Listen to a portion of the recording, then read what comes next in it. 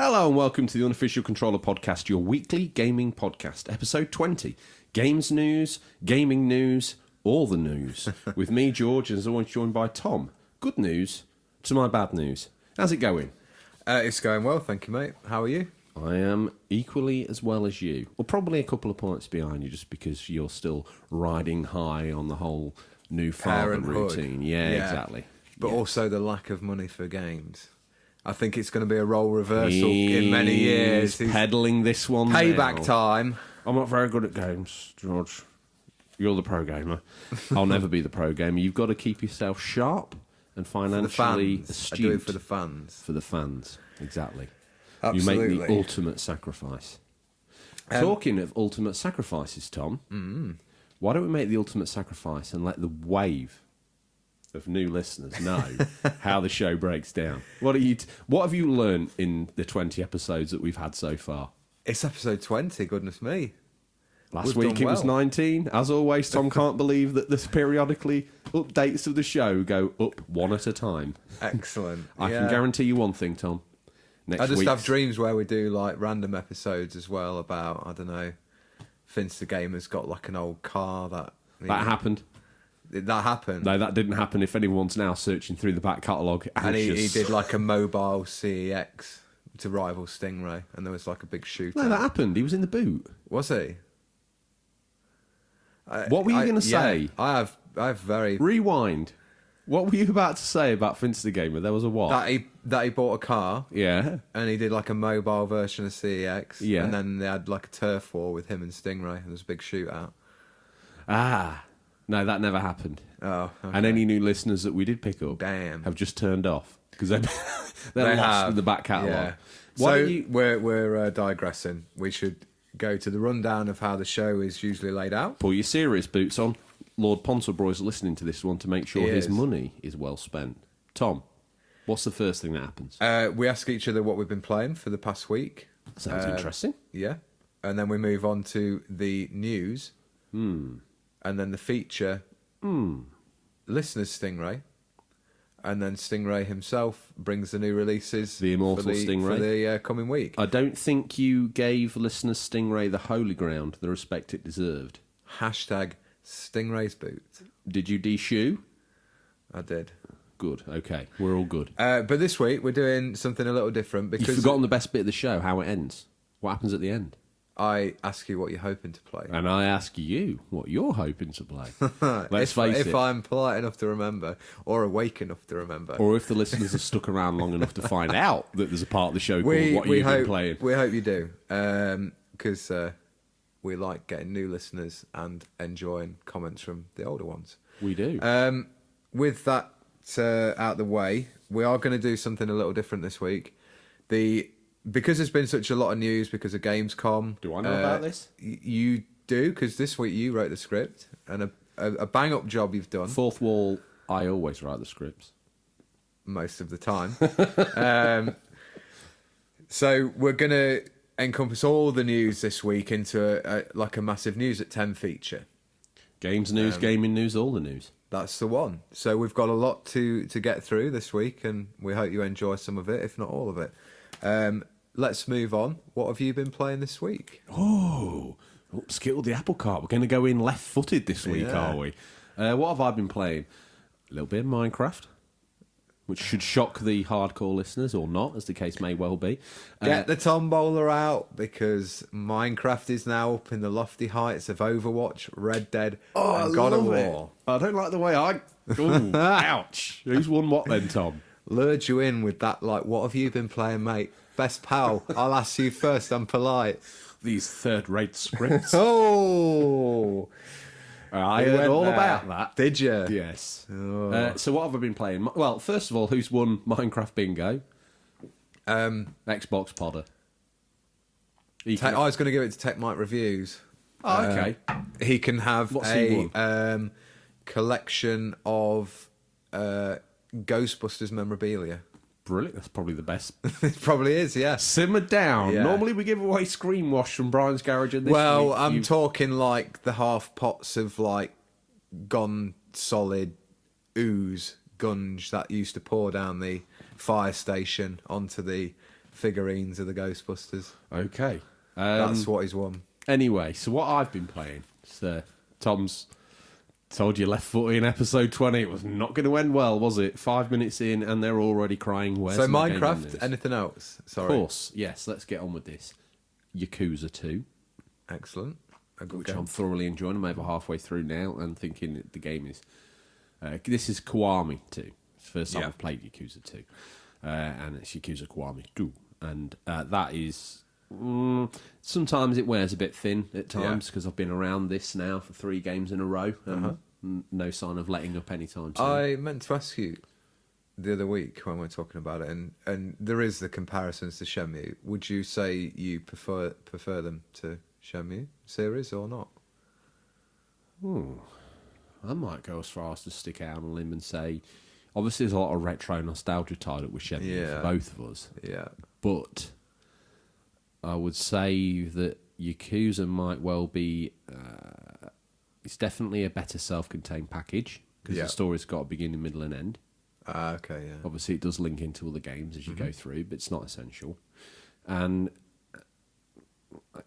Shenmue was a game of its time, whereas Yakuza was made after that. And all the refinements, even in the older games, probably make it more playable. I'm always shocked how old a series it is, obviously because it's taken a while to catch on in the West. It's so good though, Tom. Yeah. So good. Well, we've got a little bit of news about Yakuza, haven't we? Well, wait. Further on. Wait. We'll get to that. Before I get all Sir Ian McKellen this week, what you been playing? I've been carrying on with Fire Emblem Three Houses on the Switch, which has been very enjoyable. Harry Potter Simulator game? That's all I picked up from what you said about the week. It's got that feel about it, obviously, with being in the monastery and you're like this professor and you're teaching this class of students. But there's a lot larger plot at play. Just going to give a slight spoiler warning. Nope. Okay. How long are you going to take to get? How much time are you going to take? Just a minute or so. All right. So jump ahead to. We've got all out for the intro music. So come back at 8:30 on your timer. Tom, spoil 8:30? away. Don't worry, it'll work out. Okay, right. That's 8 fine. minutes, 30 seconds. I thought you meant the time. That wouldn't really work out very well for anybody. Sorry, I would got it? baby brain. Anyway. He's got a brain the size of a baby. Yeah, so I've just had a 5-year time jump in the game, which has been very interesting. Right. Because you then see your class, who agreed to meet at the monastery 5 years later, earlier in the game, conveniently for the story, and you make your way to the monastery, and it's all derelict, and there's been a big battle, and the monastery's fallen apart, and the whole country's all at war, and then you have this 5-year time jump, and you get to see all your class further on down the line. It's cool how you see the characters age, and I don't know, just I like that sort of thing in games. It makes it feel like an epic journey. That does sound cool. Are we spoiler free? Yeah, I'll end it there. Okay. But how are you enjoying that game? It's a good game or Really mediocre good. game? It's been perfect for being at home and the fans. fourth The wall fans situation. know that you don't like to give your opinion in case you offend some big gaming conglomerate. That, only two people in the gaming industry. We need those sponsors though. Nintendo have promised to pledge lots of money to us. Will we see that money? Probably one listener's thought, well, I wonder if that's true. Everyone else has gone like, the most mediocre show in the business. Not a chance. They've got a sponsorship deal from Yeah, Nintendo. but that's the way we sell ourselves, so we don't get too... We keep grounded. We do. That's the word I was Keep looking ourselves truly grounded. for. Yeah. So it's just, that's all you've been playing? A little bit of Overwatch. I've been enjoying the new 222 roll lock. Looks like Red Dragon Rios, aka Intangible Variant, has won himself a half-eaten box of After 8 mints. Delicious. Just because there's only half the quantity doesn't mean there's So half we the should flavour. just chuck this out there quickly. For new listeners, there are games we mention week in, week out, and we do a tombola or a raffle, or whatever you want to call it. We don't even know. We change it every time. We change what it is, and we make up prizes. There's no continuity here. For the listeners. We actually ought to one week make a proper actual game out of it. Maybe a drinking game for the adults. When you hear Tom mention Well, you need to be Overwatch, careful, because last or week you had Phil Spencer doing rather inappropriate things in Thailand Oh, yes. while also working on the estate. And we had Xbox Legal on the phone, and they Did we? weren't too happy about Oh, that. dear. Phil Spencer, who works on the estate, is a very different man to the guy who heads up the Xbox division. Mm-hmm. One of them is into cross-dressing ladies. The other one isn't. That's your call to make that decision. Anyway, Tom, Guessing game. we've bored the living daylights out of people. This is probably the longest intro the show's ever known. Yes, And they've come here for news and a feature. Well, this week, news and a feature got together and had a baby. A small one called Nucha. That's what we're going to call this feature. And we've scoured the very darkest regions of the internet to bring you the latest stories. This week, we get to hear from our listeners, who we like to imagine are acting as roving reporters. First up, welcome to Ryukyu. This time it's all 1080p, 60 FPS. And now, Tom, this is news we are very excited for. Not only should you be able to download and play a remaster of Yakuza 3, like right now, but 4 and 5 are getting ported too, with all content and most notably physical versions of 5. Great news, as we're also getting physical versions that comes with a box for your PS3 collection for 5. So before I launch into the dates and times of when these things are landing, Tom, how beautiful is it that this studio has recognised the fact we didn't get a PS3 physical copy of 5. So in the pre-order package, as soon as that goes live, I'm getting myself it. It comes with a PlayStation 3 box and sleeve, no game, so you can put it on your shelf. And your Yakuza, that's how close these games are. These Yakuza games, you've got a complete run of games. That is very dedicated service to the fans. I think that's really nice. That's good one to see. thing. And we say. have a lot of physical edition collectors on the podcast, don't we? Like fans, Big time. who are really into having all the. Well, the without proper them, collection. there'd be only 2/3 of the 3/3 of the show. Absolutely. Yeah. So the good news about Tell me these- the dates, Yes, please, Yakuza 3 Remastered, available 20th of August 2019. As of recording this, it is Wednesday the 20th of August, I believe, and I checked 10 minutes ago. Still not there, but it's due any time. So Yakuza 4 Remastered is going to be available on the 29th of October 2019. Just enough time to bottom 3 before you get a slice of 4. And Yakuza 5 Remastered is available on the 11th of February, just a little bit longer to wait, 2020. And it's at that point in time that we will get the physical edition. Very nice. Very good. And just as another note for the dear listeners, if they go online now and they go on order, they pick up the remastered collection, 3, Yes. 4 and 5, they can buy it now for $49.99. And when they all become available, they will just drop down in their downloads. What is Beautiful. what is the price? Do you know the price for each one When individually? I looked, the package was $49.99. For all three. Yeah, Yeah. but I couldn't see a separation of them Yeah. ported out. I think if you're a fan, and even if you want to take the gamble, it's the price of a full game to get all of them, isn't it?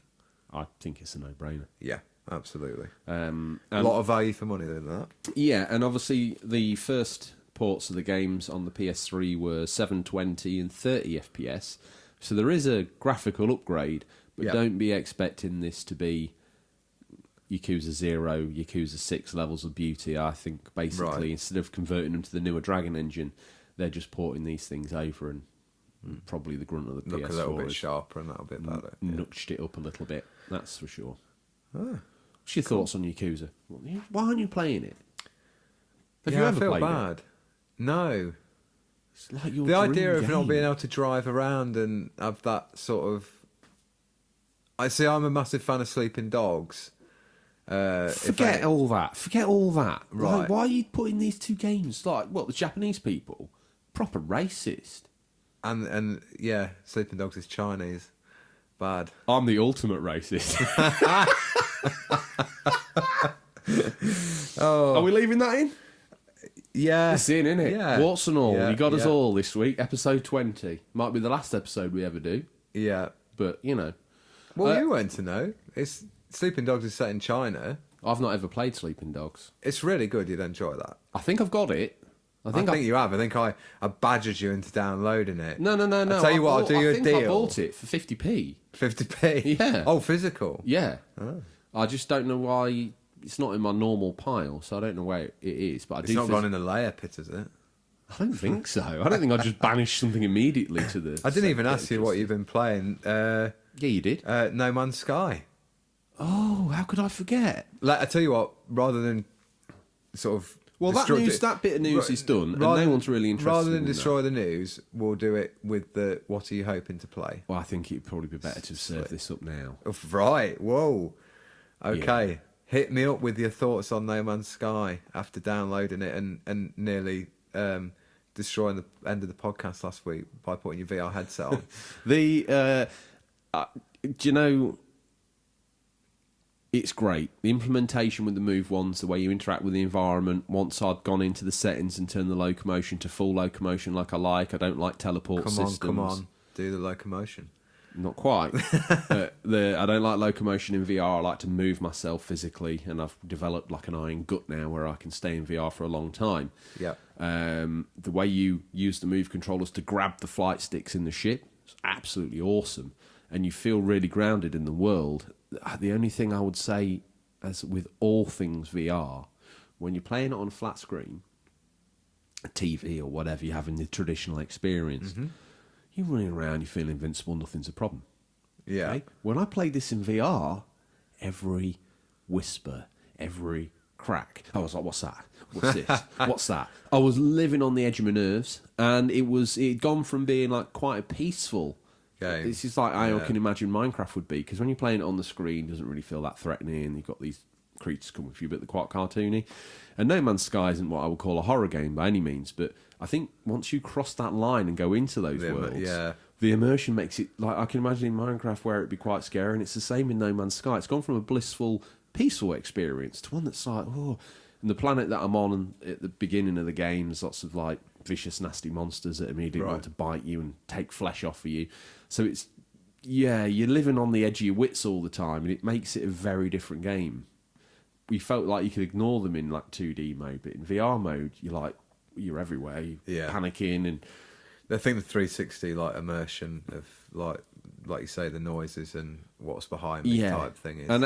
And I've said this with VR games, I actually find some of them sometimes you take the headset off and you're like, physically exhausted by it, because you've been mentally on edge. In real life, you're not on edge all the time. Yeah. So when you do a VR game where you're not sure of your surroundings, you don't know where things are, and you don't know what's behind you. Yeah. You take the headset off an hour, 2 hours afterwards, you're like, I'm done. I'm like literally frazzled. Yeah. So there's the news of No Man's Sky. It's epic without any shadow of a doubt. But bring an iron gut and bring some intestinal fortitude, or as we would say, testicular fortitude. Because it's quite scary. Or maybe I'm just a complete melt. No, I don't think so. I don't think so. Anyway, Tom, next bit of news. You're in your Nathan Drake onesie. I am. Fresh from cosplaying at Gamescom 2019. What you got there? Won the competition as well. Did you? Yeah. Worst dressed Nathan Drake. Worst dressed man. Worst dressed man, It's not even cosplay. Yeah. Who's that hobo walking down there? Hobo with a couple of pistols and a neckerchief. I did end up getting rugby tackled by security as well. I don't blame them. They didn't even know you had weapons at that time either. Right, next up, Sony snaps up Insomniac while falling out with Marvel. Best lubricate your gums. This is a big one, Tom. I know. Sony have confirmed at Gamescom 2019 on their Twitter feed that they have done the thing we all expected to happen, but let's face it, it took a while. They have gone and snapped up Insomniac Games. Insomniac founder and CEO Ted Price in a press release said, "We've enjoyed a special relationship with Sony, particularly since our inception. Our partnership amplifies our potential, and Marvel's Spider-Man was a testament to this. Insomniac is responsible for some of the PlayStation's most beloved titles. In addition to the aforementioned Ratchet & Clank series, the studio developed the original Spyro the Dragon trilogy, as well as the Resistance games.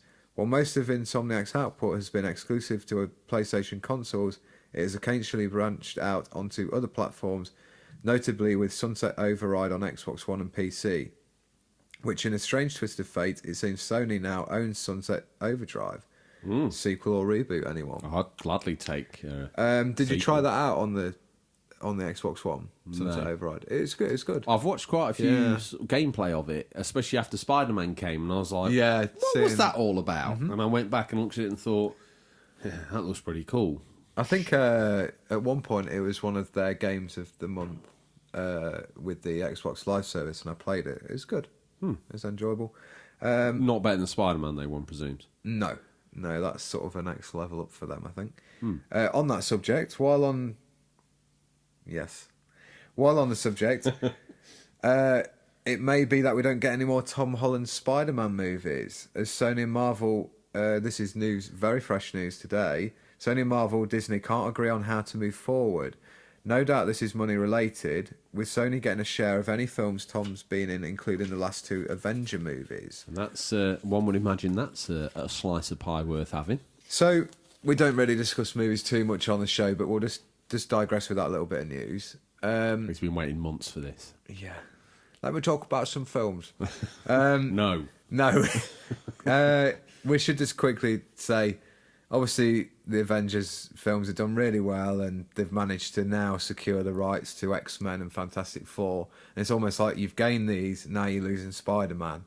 And in this, the new Avengers game, I think they're talking maybe we might see PS4's Spider-Man in there as well. So I don't know whether that's going to complicate that. Maybe not, because they're sort of a different universe. But anyway.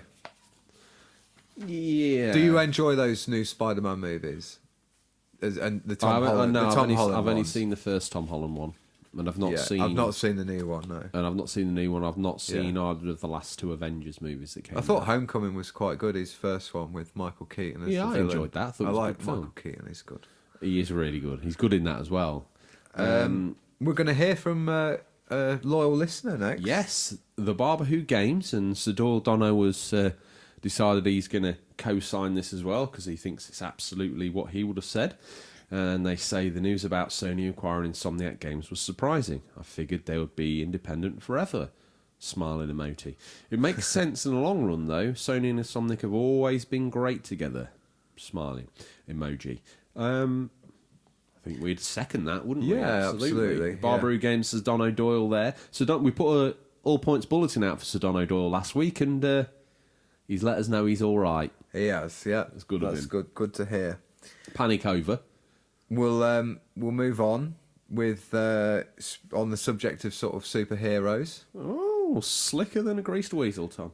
Wait, the Avengers finally showed up and showed themselves to the general public. Marvel's Avengers exploded into E3 2019, but Crystal Dynamics and publisher Square Enix have kept the public showings of its strictly cinematic. We now have an 18-minute A-Day prologue mission gameplay trailer. Mm-hmm. This new Avengers game has you taking control of the 5 main team members: Captain America, Iron Man, Thor, Hulk, and Black Widow. The introductory stage both sets the stage, introduces the mechanics of each character. Captain America is more of a brawler with his boomerang-style shield. Black Widow is a combination of melee and gunplay. Thor uses lightning attacks, Iron Man flies, and Hulk, of course, smashes. The trailer gives a look at all of them, including an extended boss battle against Taskmaster, with you playing as Black Widow. We wonder if this will be enough to calm the fans who are clamouring for more details and gameplay. Marvel Avengers is coming to PC, PS4, and Xbox One on May 15th, 2020.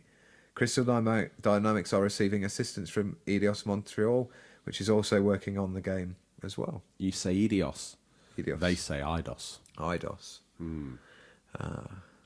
Thank you for the correction. Well, just in case fans were wondering what we were talking about. But what do you make of that game? Because I'm not impressed after seeing the gameplay footage again.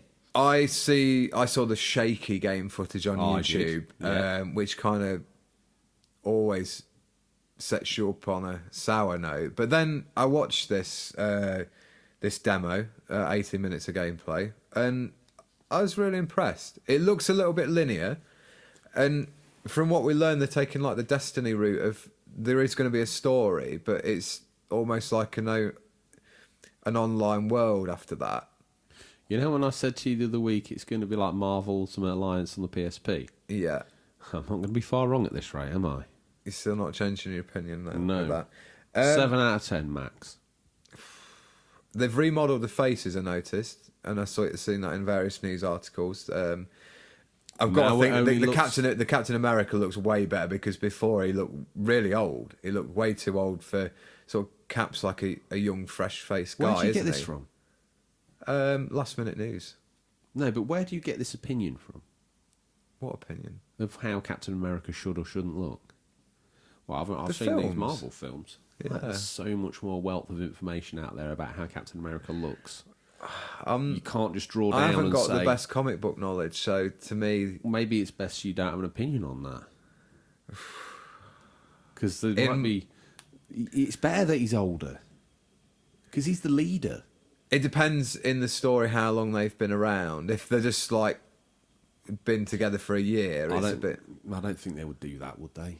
And if they've only been together as a year, they've been around as their own entities for a while. That's what I take from this. Like Captain America and Iron Man, they both feel quite assured in their roles. It's not like they're just getting used to it. Yeah. And this celebration at the start that gets interrupted by the bridge exploding and the reveal of the Taskmaster. Yeah. That's a celebration of them, isn't it? So Yeah. they've been around a while. They've got, when I saw the older character model, it was like, yeah, he's the leader. That makes sense. Mm-hmm. He used see to your be point, more yeah. mature. Yeah. I think I haven't got a problem with the way they look either. As me and you've discussed with, I think when it was first shown, everyone was like, "Oh yeah, it's going to be like the movie and all this sort of thing," and then it wasn't. Me and you were both like, But "It doesn't matter." Yeah, I know. Does But if they'd paid for the likenesses, they'd have had to either get them to voice them or get sound alike, Oh, yeah, which would have been definitely. pounds. And the game would be about $400 because Well, look you at had the- to pay Downey Jr. Yeah. for his license and Steve Rogers and whoever else. I remember feeling the same when I first starting to look at Spider-Man on the PS4 and thinking, "Oh, it's not like at least one of the actors." Oh. After finishing it, I'm like, that was one of the best Spider-Man stories and experiences I've played through. Without a Or shadow seen. of a doubt. So I really hope that pans Imagine out if the that had same been for like Avengers. mapped on Tobey Maguire's face. That game would have stunk worse than Yeah, a truckload It- of dog do. I think they are better in their own universe now, looking at it as a bigger picture. and Completely think, separate as Yeah, well, because then yeah. as the franchise grows, they don't need to age or change these characters. They're literally locked in stone now if they want them to Yeah, be. and also like licensing issues and problems with like, oh, we can't get Scarlett Johansson this month or this year for the next Well, game. she wants another mill to do a voice exactly. record. So it's I think it's the right choice for them, and they're probably looking at the end game. My bigger issue with the game, I have to admit, is it looks ropey. I know it's pre-alpha and all that. Oh, I thought it looked quite impressive, I like thought the it looked animations. ropey. for No, the- I for didn't the think it looked fighting good. and It stuff. looked a bit glitchy. The faces and the hair look very sort of last gen. It's got a long way to go yet, though, hasn't it? They've May. mainly got It's not that long. 6 months. a bit longer, maybe. I think they can do a lot in that time. Okay. Well, I'm optimistic, although I'd rather see a new Spider-Man game from Insomniac than this. Oh, I'm sure we'll get that as well. I I hope mean, so. it'd be really nice if they can tie them together and make them that new game in Marvel Universe. The only problem with that is, I Yeah. don't know if we've talked about this on air or not, but you're an Xbox player. Yeah, if you've got the game. You're playing the game. Someone comes up to you in the game and it's like, oh, this, and this happened. You're like, oh, wow, that's great. It's an exclusive PS4 mission. Yeah. What do I get? I feel like maybe they could just put him in there and just be nice. Be nice, Sony.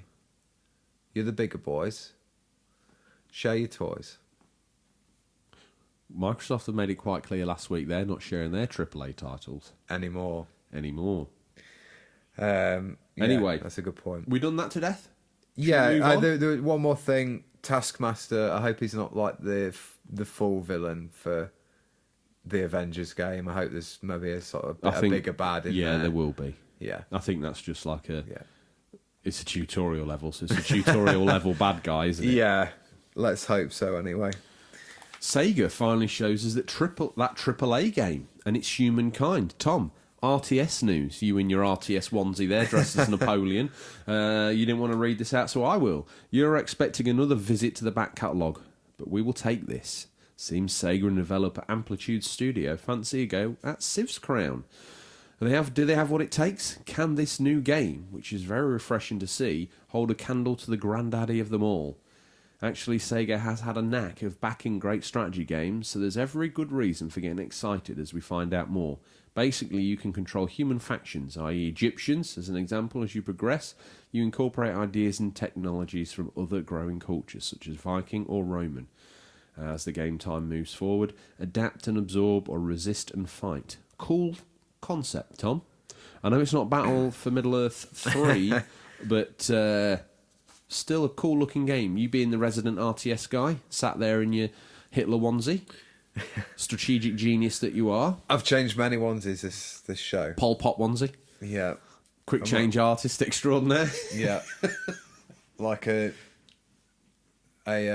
Broadway diva.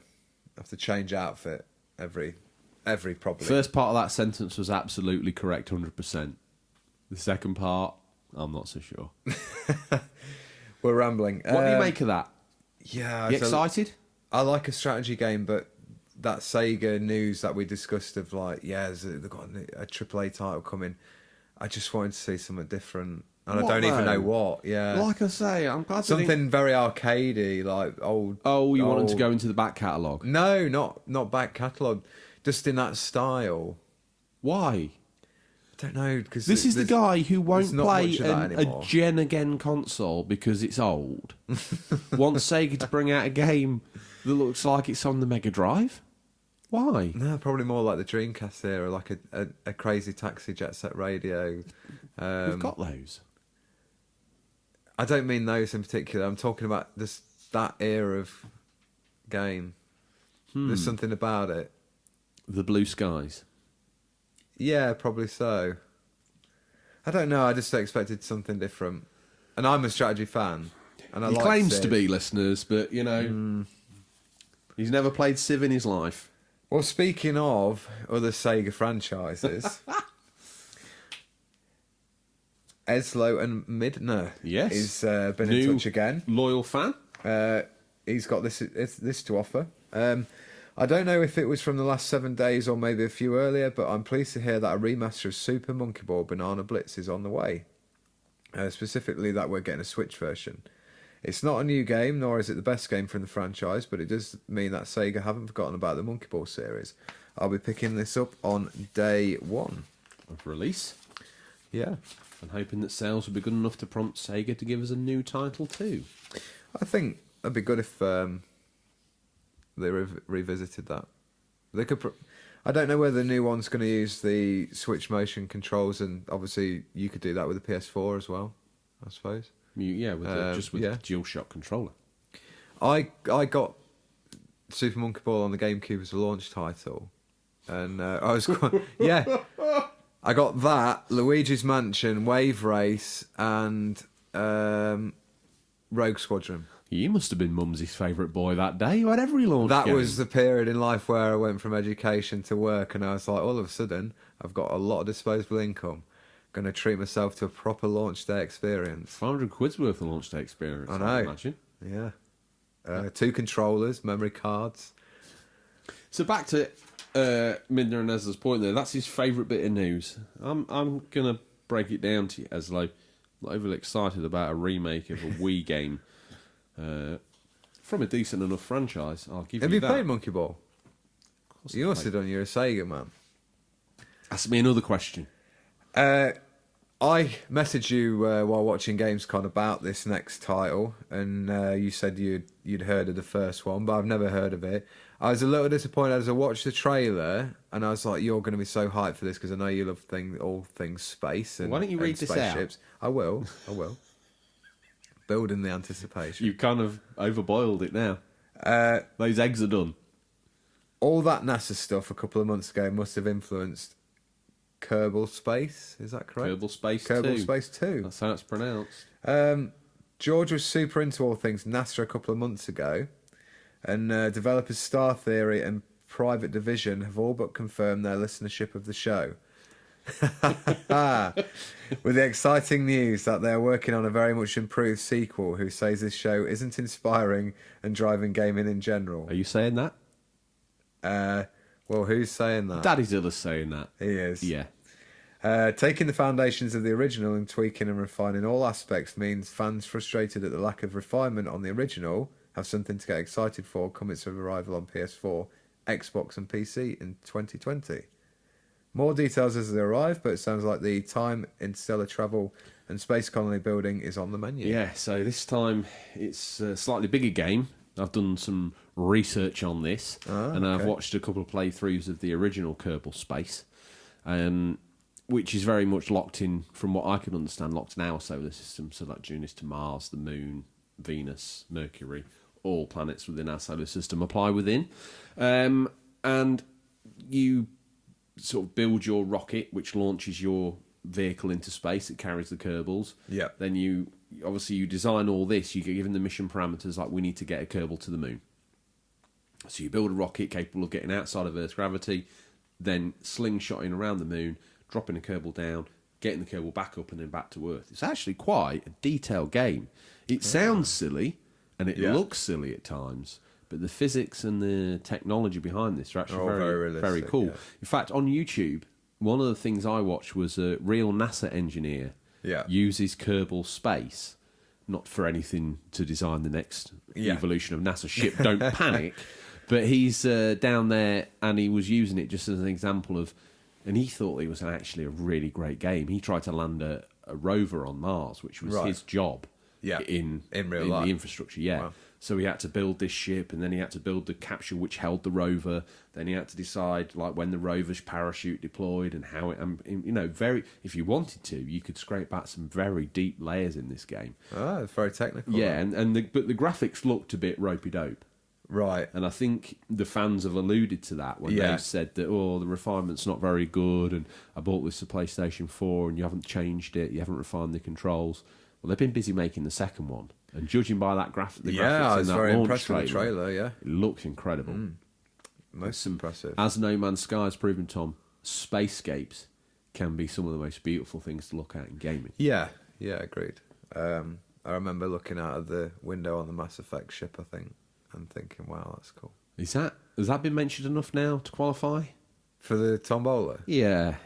Not quite. I was feeling like the Zillas have won a meat hamper. For the mentions of Mass Effect series. I think they deserve it. Daddy Zilla, Mummy Zilla, Devin Zilla, big box of meat. Come pick it up quickly. No postage, unfortunately, and it's probably gone off. So just airmail is going to be not microwave it and maybe feed only Devin Zilla half of it in case he gets food poisoning or something. What do you think of that? Are you going to get that? No, I don't think so, because you will be getting that. You're the spaceman. Might do. Let's see how it lands and how the reviews work out. I've been very, very close to picking up the first one a couple of times. I think you should wait then. And the graphical improvements and the other bits and bobs, the nice to haves that have allegedly been implemented in this sequel, I might get it. I might get it. Yes. Right, next bit of news. Shall I take this? Yeah. Pass us the wheel, then I'll drive the show for half a minute. Go for it. Here we go.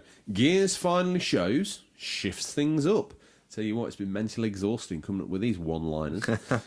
Getting itself a new trailer as Gears of War 5's campaign mode. Some footage of gameplay in there, but nothing to really write home about yet. Looks great, though. We also saw the Horde.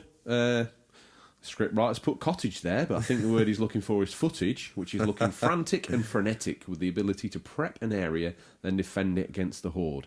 We also found out that Halo Reach characters will be getting playable cameos in the Horde mode and other multiplayer sections.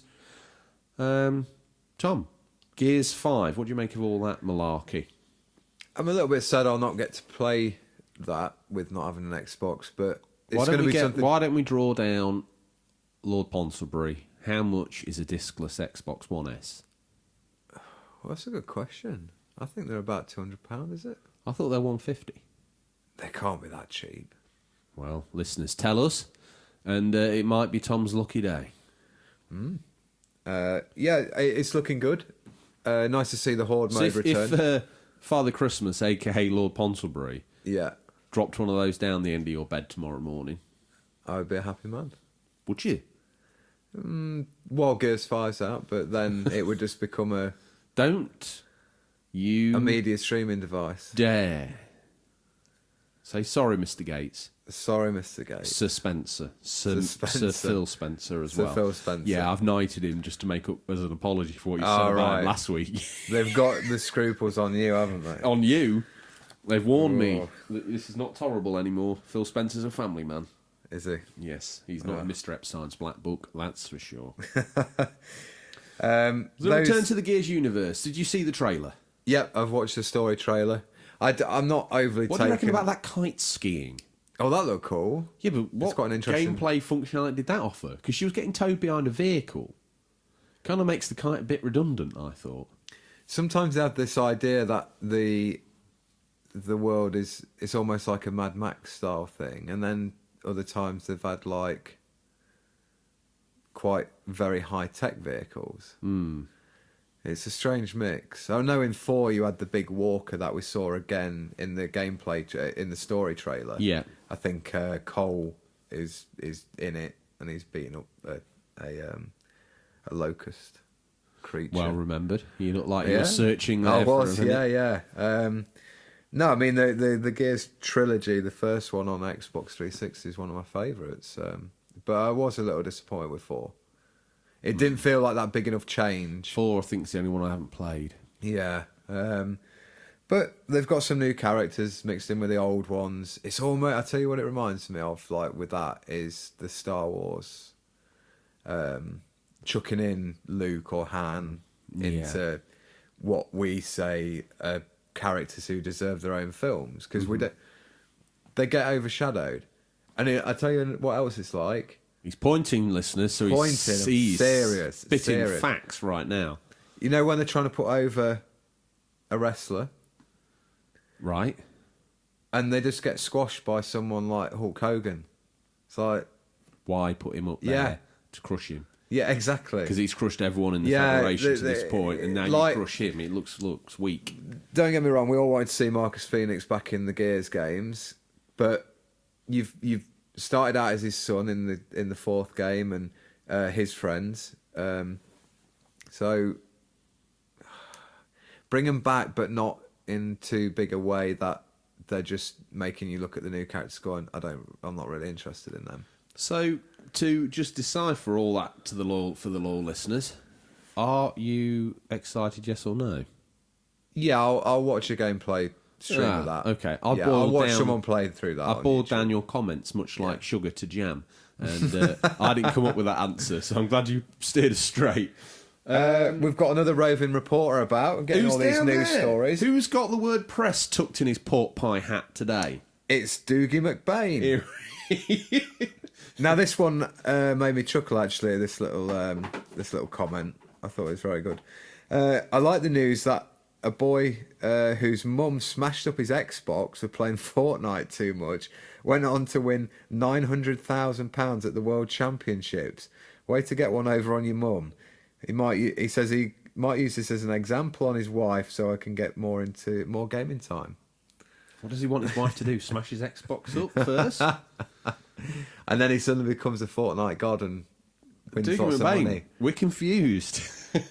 No, I like that. It's a cool story, and we must have missed that this week. So thanks for being the news hound for that one. It's referring to a story from a few months or a couple of weeks ago, Right? where that lad had won the Fortnite championship. It transpires he had some skeletons in his closet Oh, on his did he? way to gaming fortune because his mum had smashed his Xbox up, his Let's Xbox playing it too much Let's just talk about it for a minute. That is a lot of money to win. Yeah. I equally think it's a lot of money for mum to smash up her games console. A bit disrespectful.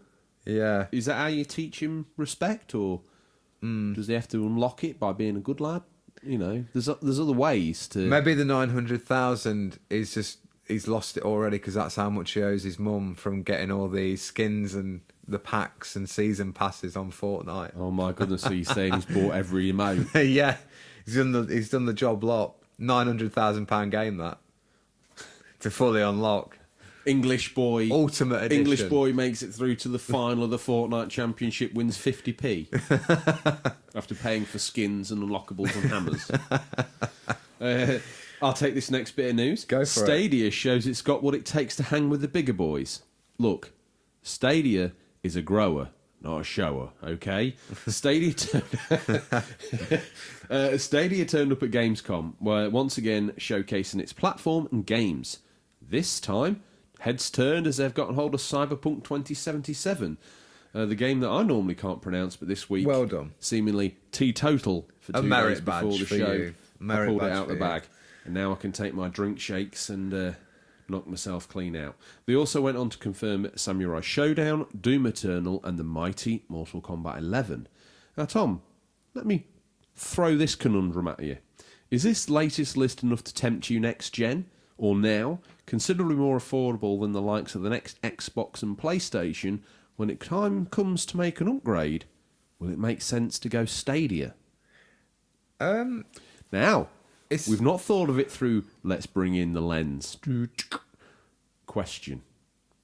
Let's imagine for a moment that the Xbox Next, whatever they're going to call it, Xbox Brian probably, based on their naming history so far, and the PlayStation 5, which we've been pretty confident that's what they're going to call it, let's say they're £400 each. Yeah. $400 respectively.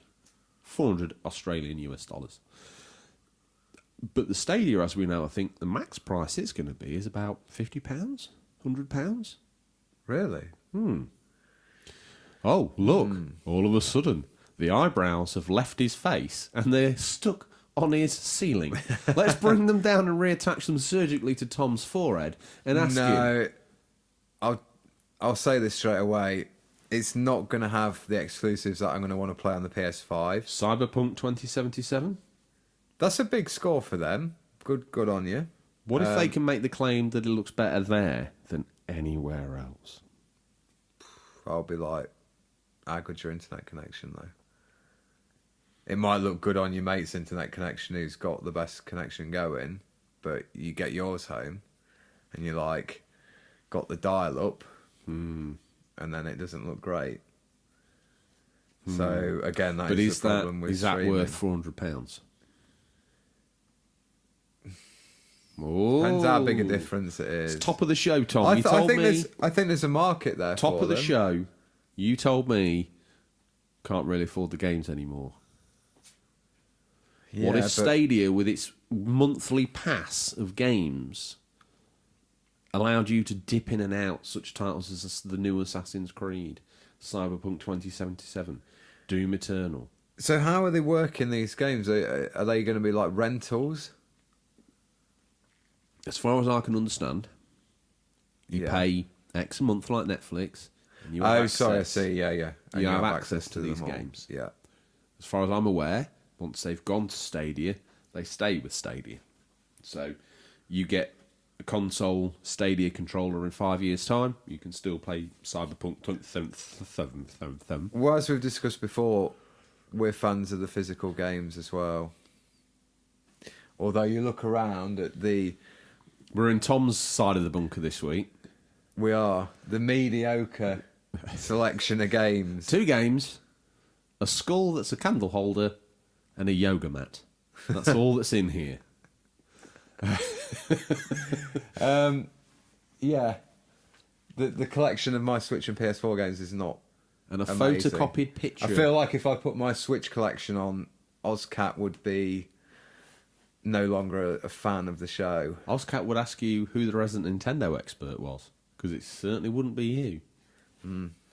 He would We get bring me distracted. down. Tom, let's boil this down. That's when you start to think of it now through the lens of the new consoles upgrading. When we It's were a really good comfortable point, yeah. with PS4 and Xbox One, Yeah. Stadia seemed like a joke. Mm-hmm. But come next gen, Stadia's going to seem like a really affordable way of playing the best and biggest games. Yeah. It'd be interesting to see where they can acquire any studios as well. I think they might have got some smaller ones. Well, do they need to at this rate? If they can be the third-party baby. Yeah. I don't know why I called them the baby, but, sounded cool at the time. Now it sounds like the sort of thing your dad would say. Tom, coming up, let's move on swiftly. Switch for a spot of tourism. Surprising everybody with its beauty and intrigue, indie gem The Tourist heads to the Switch for November time, just in time for when the nights draw in and you want to see the sun again. Taking place on a gorgeous island with a great 3D art style, this Zelda-like come holiday sim has us really intrigued with its deep caves, puzzles, arcades and more, so keep tuned for more updates as we get them. Now this, I was quite excited when I watched it. I thought it looked really cool. Good. I reckon you... I've seen the trailer. I think you like it, and I think you know I like it. Yeah. Yeah. That bit where all the different things you can do. The one thing that sold it to me, Yeah. the picture of the tailspin plane Yeah. on the island, Yeah. and the camera zooms out, the way the weeds had overgrown it with that graphical style, Yeah. the way it was represented with the graphical style. It's like a 3D pixel art, isn't it? That's the way I could describe it. Yeah, I'm interested to see what that's like. That was cool.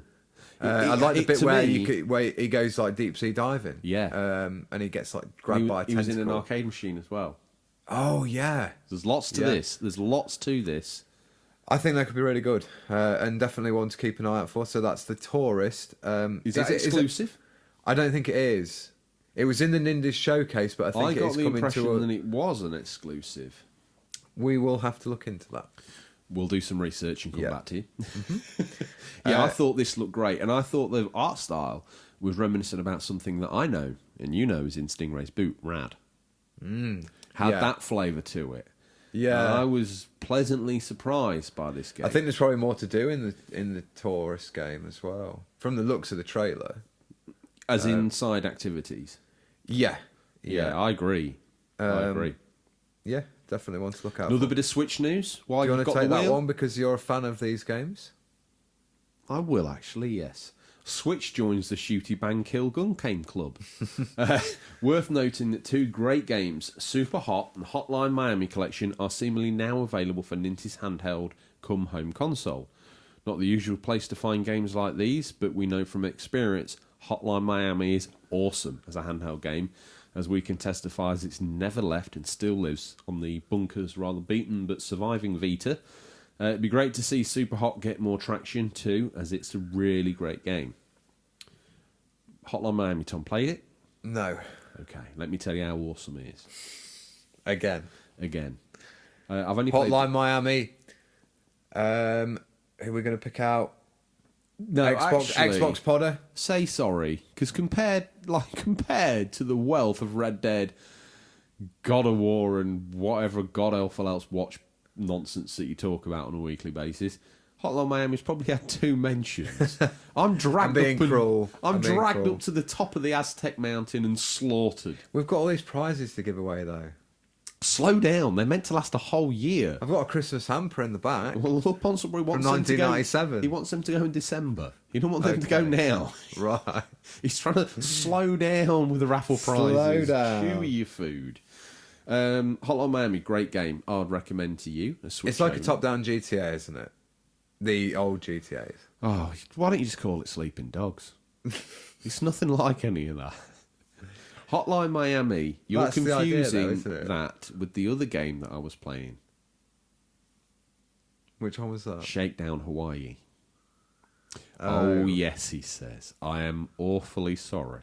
I am so sorry. Hotline Miami is more like you're a hitman and you get given some top-down rooms to... Basically, you pull up outside and you've been given a job. You have shown me this, haven't you? Because is it the one where you die and then you kind of learn the patterns of the way the baddies are in the room? Exactly. Yeah. The idea of it might just be the way I play it because I'm terrible. But the idea of I feel is that you just got to rush in and go for it. Yeah. And then as you learn as you go through, you're like, okay, well if I rush that door, mate, he's there and he'll get me every time. So there's very different ways of going through. But once you nail it, Yeah. the controls, everything feel great. The pick up and play aspect of it just lends itself to handheld so well. For this to have made its way to the Switch, brilliant game for travelling. Okay. Brilliant game. If you're like in between trains and up and down on planes. I wish sometimes there was more demos of stuff on the eShop and on the PS Store. We still do get them, don't we? But not not like back in the day. Well, I think it was part of the ecosystem. It was mandated in there, I know by PlayStation, for definite, that if you're bringing the game to our platform, it needs to have a demo for them to try before they sink the money on it. Okay. That's kind of been washed over now, and we don't really see demos like we used to. There was something I was going to say about that game. It's meant to have a very good 80s synth soundtrack, is that correct? I've heard a lot about that. I'm nodding. For the listeners, that's me saying yes. Yes. I don't think correct. Physical agreement really works out that well on a podcast. Yeah. Tom, next bit of news. Feel free to censor this down to a level you think is acceptable. We won't be the first to say it, and we won't be the last. Is Kojima taking the P? I think P was fine, but I think when you double PP, it sounds a little bit more childish. Yeah. Is he taking the P? Grateful as always for more info on the game inbound for November. Well, you let yourself go again on the green screen, haven't you? I have. Yeah. The game's inbound for November. We need... we end up finding out. Norman Reedus, a.k.a. Sam, he was actually urinating. Wow, Jeff Keighley seems to be a fan of write the theme tune, sing the theme tune as he appears in the game too. Is this not all getting a bit too much? Either way, woken from sleep, Sam urinates, delivers a parcel and falls off a cliff before comforting a baby, then falling some more. Man, that's a strange sentence to write and say. Yeah. Don't think you'll ever get the chance to write a sentence like that again as long as you live. Fortunately for those dying to know more, it sounds like director Hideo Kojima has something up his sleeve. He's announced on Twitter that an exclusive trailer titled Briefing will be shown at Sony's Gamescom booth this week. It explains what Sam, the player, will be doing in the game, and I think you'll understand the more concrete purpose of the game, writes Kojima. Finally, he pulls back the veil. Apparently, at some point in time between now and the end of Gamescom, a trailer's going to drop that actually shows us what the hell this game's actually all about. I'm going to take a stab in the dark and say you're transporting this baby across one side of the US to the other in terms of... This is not right. Hoping to bring about new life. Do you know what these babies are called? No. These babies are called bridge babies. Bridge babies. And because he works for like Bridge, doesn't he? And that's like the acronym for. If you've watched a lot of the trailers, it seems like he mentioned in one of his tweets that the stranding aspect was kind of bared more relevance to when dolphins and whales strand themselves on a beach, confused and lost. Right. And we've seen these snapshots of different times. Yeah. World War II and other periods in time I think as well. Vietnam was on there as well, possibly. And it's almost like the emotions of the human beings in these wars and other bits and bobs are sort of stranded vestiges of human society out there somewhere. Yeah. And like these sort of ghost beings sort of living between these realms. These bridge babies are the way of crossing these bridges. Yeah. That's my take on it. I might be completely wrong. That sounds more correct than my hocus pocus I came Going up on a road trip. Yeah. You know, days gone, but with a baby in the boot. Don't know why his motorbike's It's not got quite Kojima, is it, that one? Not quite. Road to Thinner Me, he says, Jeff Keighley got a part in Death Stranding. Gold. Laughy emoji. Man face. of few words, but exquisitely put. Road to Thinner Me, keep going. We both enjoy your journey on Insta, so keep it going. Keep strong. at it. Keep at it. Yeah. Now, Comic Pictures 79. Who do you want me... Shall we take this... Shall we pick this up? This is the first play of the Instagram message board. Who do you want to be? Comic Pictures or Finstergamer? I'll take Finster. Oh, you don't like to put the miles on the old voice, so I'll do the bulk of the legwork here. So Comic Pictures 79, which is the AKA of Adam the Artist, couldn't help himself but to throw down some Kojima comments. Okay, this is going to be seriously unpopular, he says, but I'm tired of hearing about bloody Kojima. Sorry, mate, your game looks stupid, like every game you've made since MGS. Bold words there. Bold words. From, What you got to say over there, Finster Gamer? Death Stranding looks a bit poo. Every single bodily fluid been trotted out to describe this game today. People literally cheering at Norman Reedus relieving himself. I'm looking forward to seeing how the Avengers game turns out, though, on release. And he hopes it isn't a massive flop. Anyway, swinging back to Comic Pictures 79, aka Adam the Artist, over on Etsy/Comic Pictures No Space. To be fair, Sons of Liberty was alright to play, but that's when his world building and storycraft started to get seriously off the rails. I'm not saying his games are bad, they're just stupid, and I personally can't be bothered with them. I realise it's going to get 10 out of 10, Game of the Year contender and all that rubbish, but I just can't bring myself to care. He goes on to say, let's be honest, people have been peeing in the same place as each other for years, and apart from at the train station where it's 20p, haven't had to pay £60 for the privilege. But to hear you say, if the whole community wees in the same place, we'll get something. What like? A pat on the back? And well done for not leaving a slippy puddle on the floor next to the urinal. Please, there's actually proper games out there that serve some of the spotlight that this utter tripe is hogging. Finster Gamer returns with Kojima Pissing Simulator 2019. This is like a. Hopefully, some of the fans are thinking this seems like a good place to hang out. Not just this, but you know, I think they're we want to say come and join in on the chats on the Instagram page and get involved with the show. And, that's the only way we're going to help build the community. Yeah, and once again, we say this: if you check, every person we seem to mention follows every person we've previously mentioned. Yeah, so the community builds, and they're all making friends. Just like Death Stranding, all linking together. It's on this script. Beautiful. Looks like a work of genius. Anyway, Comic Pictures 79 says, rant over, laughing emoji. Obviously, I'm not looking to be considered for submission of the month for that. That would be very bold. Anyway, suspicious activity. As always, Tom, we're the slickest mediocre podcast in the business. And that brings us to the point of talking of submission of the month. And you thought we'd forgotten, dear listener. How very dare you. We just needed a slick moment to award it, and here we are. The winner for submission of the month last month goes to Odders UK for his comments on the physical versus digital episode. So he's our congratulations, first winner Odders UK on the show.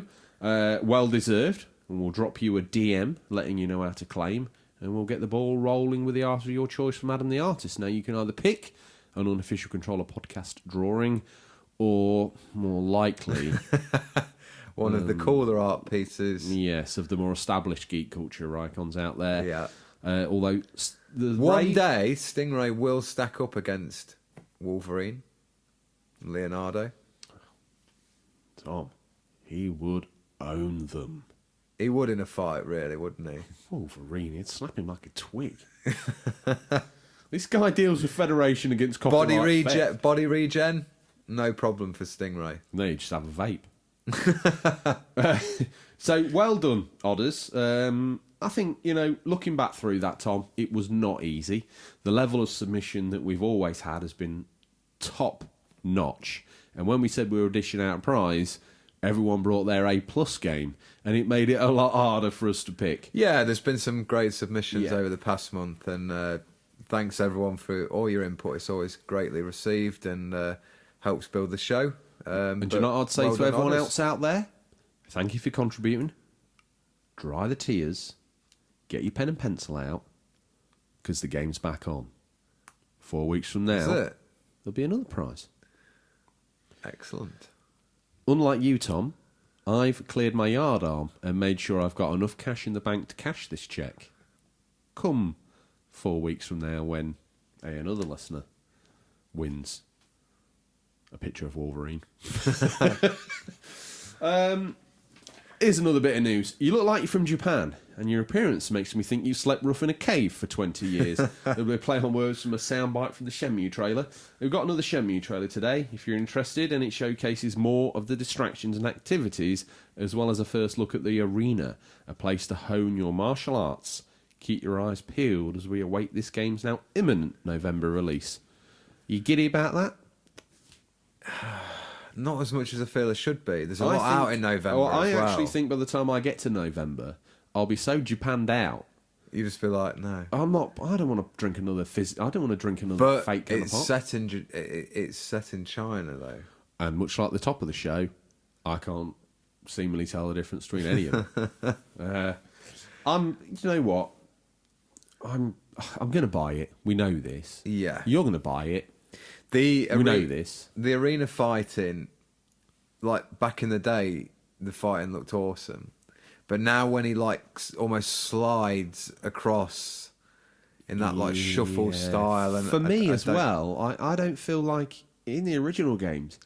When it felt a bit more punchy, didn't it? Like, Yeah, it had some meat behind it had the some moves. gravitas, didn't it? Like when he hit someone, it was like, yeah. In this one, it just seems like he's like tickle, tickle, tickle, boom, tickle. See tickle, that tickle. like guy? It's so long ago since I played it. The one with the like the blue rag coat. And he's a bit like moves a bit like a monkey. Yeah, he's back. Yeah, he's in the trailer, isn't he? Yeah, that looks cool. I still hold hope that it'll be quite good. Are you going to play that with the English voice acting, or are you going to play that with the Japanese and subtitles? Good point. After watching the trailer today, I was a bit like, It seems weird because the English voice is obviously in the first one. Yeah, but not in 2. In 2, I kind of just got used to reading the subtitles. But his voice, I can't remember the guy's name, but it's like synonymous now, isn't it? Yeah. I think I was thinking when I was watching the trailer, it actually jumped on me because obviously I play Yakuza with Japanese and the subtitles. And I do miss that because if you look down from the screen, you miss big chunks of dialogue. Yeah, I think I'll go with English. I think if it's not too long, and that's the big surprise we don't know yet, it might end up being 2 hours long. If it is, I can see multiple playthroughs for me. Yeah, good point. There's always a lot of side activities, as mentioned in that bit of news, so probably, Well, did you see some of the side activities? Like there's little arcade games and stuff. Did you see the one that was a rolling road with a car? Yeah, with a car, yeah. Do your history. I think Sega Lord X has done a video on Sega's history with the rolling road games. And it goes all the way back. And that's a homage to one of the rolling road games they had. Yeah. Pre sort of digital rolling backgrounds that we get now. So how... We need to do the math here if we can. What year... Take your socks off. Yeah, I need all my fingers and toes. Shenmue 1 I think and we might 2 need are like onesie set as well. Are they set in 1984? I can't remember. Honestly. They're set in the 80s, aren't they? Yes. So we're not going to have moved on much from that. 485 seems to hit him. So he's not going to be pulling out a smartphone or anything, is he? No. Although it's been 20 years for us, Tom, literally no time has passed for Rio in that cave. He's still got the same coat. Yeah, he's not got any facial hair at all. Nothing's stood changed. still. Time literally stood still. A little bit more, sort of keeping it Sega. Lots of Sega news. Sega has been busy on the streets. That's right, folks. Sega has been working on Streets Rage 4 and has revealed its newest character, Cherry Hunter. I wanted to type Cherry Blossom earlier. I couldn't stop myself. Cherry Hunter is the daughter of Adam Hunter from the original Streets of Rage. Trained by her father and Axel, Cherry learned self-defense from a young age. Her interest in following in her father's footsteps and becoming a cop soon faded out, replaced by her love of music. Nowadays, she plays with her electro-progressive rock band in some of the most dangerous places in Wood Oak City. She may look young, but make no mistake, she is a seasoned veteran of kicking ass and taking names. Sega also took the time to confirm the platforms for Streets Rage 4 today. The game is coming to Nintendo Switch, PlayStation 4, Windows PC and Xbox One. Streets of Rage 4 does not have an announced release date. I did hear it's going to be 2020, so it's not coming this year, which I was slightly disappointed about. I thought they were a bit closer to release than... Let's have a chat about that game. Yeah. This art style, I wouldn't mind it so much if they hadn't redone all... In this trailer today for her, I saw all of the levels from the previous games redrawn in this art style. I think there's similar settings, but I don't know whether they're going to be the same places. There's definitely the same baddies. Like Fight on the bridge? Yeah. There's going to be... I think they'll mix it up a bit. I really like the art style. That's growing on me. It's growing further more displeasing to me. Do you not like it? No, not at all. I feel like the new character is going to be very much like the Skate of... I think personally... So there's a silhouette... I'm getting off the fence here. This character's a box ticking exercise. You think? Mm. I see there's one more character to be revealed. because there's like a silhouette. He looks like he's got like a robot arm. He might even be fully robot, like the guy in 3. Oh God, yeah. Oh God. Now, it's good to see Axel and Blaze back, but would you have rather seen Axel, Blaze, and maybe Max and Adam Hunter from the first one? I've or something thought like about that? this. I'd rather they just didn't bother with this game. Oh no! It doesn't even look like it's part. Like it's just so Mickey Mouse. Oh, I think it looks good. Any other game that had 16-bit roots and it rocked up with a 16-bit like game, you'd be ripping apart. What, saying you mean it's if they- old, I don't want to play this old stuff anymore. And this Java-like game, it looks like someone off iOS. All these like drawn models jumping around in front of hand-drawn backgrounds. It's boring. I think if you see it in person, you might feel different. No. It's on principle now. Die on this. I'm not hyped for this. Well, me and you are playing it through, as we've done all Streets of Rage games. We've definitely done 2 and 1. Let me quash this nonsense with this next bit of news. Leaping and leaking into Mortal Kombat 11. The combat pack includes 6 characters. Chang Chung and Nightwolf are out now. So if Mortal Kombat fans have no idea what I'm talking about, it's probably because I pronounce it wrongly. Shang Tsung. Shang Tsung. You're Shang having a Tsung. go. Shang Tsung. Yeah. It's Shang Tsung. I'm glad definitely. you popped up and had a go at that. Sadly for the developer, but excellent news for us excited fans, comes in the addition of the T-800 from Terminator with Governor Schwarzenegger's likeness. Spawn and Sindel, and annoyingly looking like he's been made by the work experience boy, Joker from Batman. What's that character model all about? I've not seen him, but I kind of saw a very quick screenshot of like all those DLC characters lined up, and I was like, "Is that the Joker?" And then I didn't think anything of it, and now I'm going to have to go and have a look Dude, at that. it looks like the Joker from SmackDown 2 on the PlayStation 1's Create Suite. It is terrible. How, especially when the T-800 looks great. There's like edges of greying hair. It looks exactly like Arnold himself. I don't know why they didn't use his younger self, but they've used his self from now, and it looks incredible. Spawn, spot him a mile off. I don't know who these other people are. It's probably all Mortal Kombat tap, but the Joker. You get the rights to an iconic character like that who's been in Injustice, so they've got the character model, have they not? Yeah, I need to. They check. make this game, I'll have don't to they? check. Yeah, I'll have to check him out and see whether he is the character model from Injustice. Because I always thought he looked better in Injustice 1 compared to 2, but I will have a look at that. If you think he looked okay in those games, this is not the character model from this. This is a different one. It looks terrible. Okay. It's like, come in, you've got the job, but I'm here for the cleaning role. Don't worry, sit down. You're going to do the DLC characters. I always get tempted to buy the Mortal Kombat games because I really enjoyed the Injustice games. I think they make a really good beat 'em up. Don't do it to yourself. Why? I haven't bought a fighting game in a while, just because every time I get it, I feel like if I pay the big dollar for it, you if feel I get a it bit short. second hand, I feel okay. But if I buy it new, I feel totally shortchanged. I think you would, if you bought Injustice, maybe not for full price, you'd feel good value for money because the story. Well, I actually believe CEX, and I'm sure Finster Gamer, he'll do that price match with CEX. The listeners are like, who's Finster Gamer? Back catalogue, guys. Go check it out. It's only 20 episodes. It'll only take you 2 days. Solid listening. Finster Games, they'll do a price match. And the game's currently, I think, £10 for the first one, or £9, and the sequel's either £10 or £11, respectively. So not $1 million. So maybe I should check it out. You should. Yeah. Next on. bit of news. Tom, you sat there in your Charmander onesie. Another change. What you Endless got to tell changes, me? endless wardrobe What you got changes. to tell me? Hey, want to find out more about Sword and Shield? Not really, but go on anyway. Unfortunately, this is only for our American listeners, and Oh. seemingly those that live on the West Coast. But here's some info and dates for you. PAX West, August 30th, September 2nd, or through to September 2nd, 10 a.m. to 6 p.m. Pacific time. And Los Angeles County Fair, September the 11th to the 13th, 12 till 8 p.m. Pacific time. And September 14th to 15th, 10 a.m. to 8 p.m. Pacific time.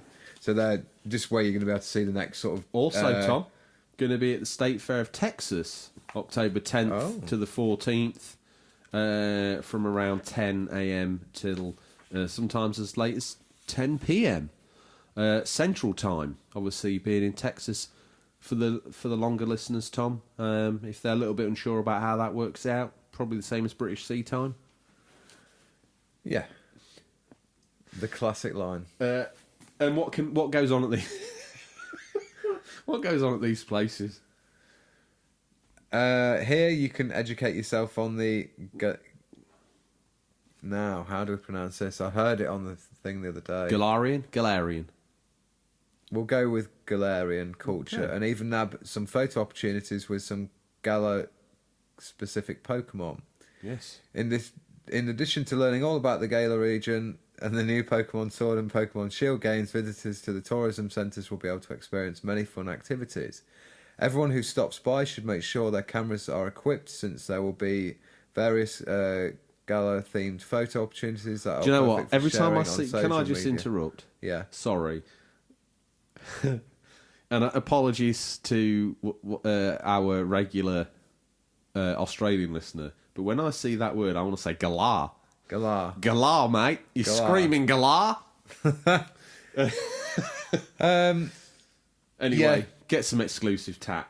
Yeah. But you need proof of your receipt. There's a little fat for your listeners. Don't just rock up saying Galar and all high on Unofficial Controller podcast. You need to go with some form of a receipt. But then there's some exclusive items they're going to throw at you for your pre-order receipt. I think that's going to be a big game of the year, isn't it? Not a contender for game of the year, I wouldn't have thought, but it'll be a big seller. Stranger things have happened. Yeah. They move at a snail's pace for those games, in a way. I also don't think that the writer of the Telegraph Games page, who's the person who decides who's going to win a gaming BAFTA. Yeah. I play 2 games a year only because I have to. He's not going to pick this up, is he? Even if it was technically the greatest game ever made, a la Tetris or something that defies all genres like Minecraft or whatever it is.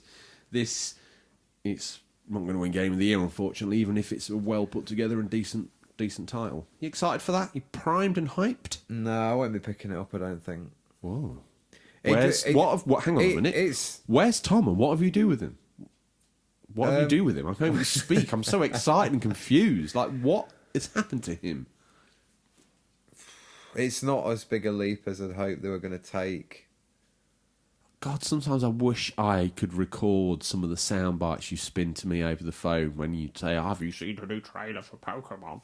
Yeah, but it looked good, and then when you start looking at it, you're like... I said to you, I don't think I'll get it. This is one of the classic lines. Oh, mate, let me tell you. And you gave me the old mate story about this title. The classic way of describing something that is truly great. Oh mate. Oh, mate. You got to see this. Yeah, so with all the old mates out of the way... Parked. You started parked and the hype had died down. You start to look at it and think, it doesn't really look a lot different to the old one. And you're talking a massive leap in hardware from a 3DS to a Switch. Some would say. I knew that was coming. Fell into that. You did. Yeah, so I don't know. I'll maybe... You threw me the pistol round and the pistol, and I had to shoot it at you. Yeah. Let me swing in with this next bit of news.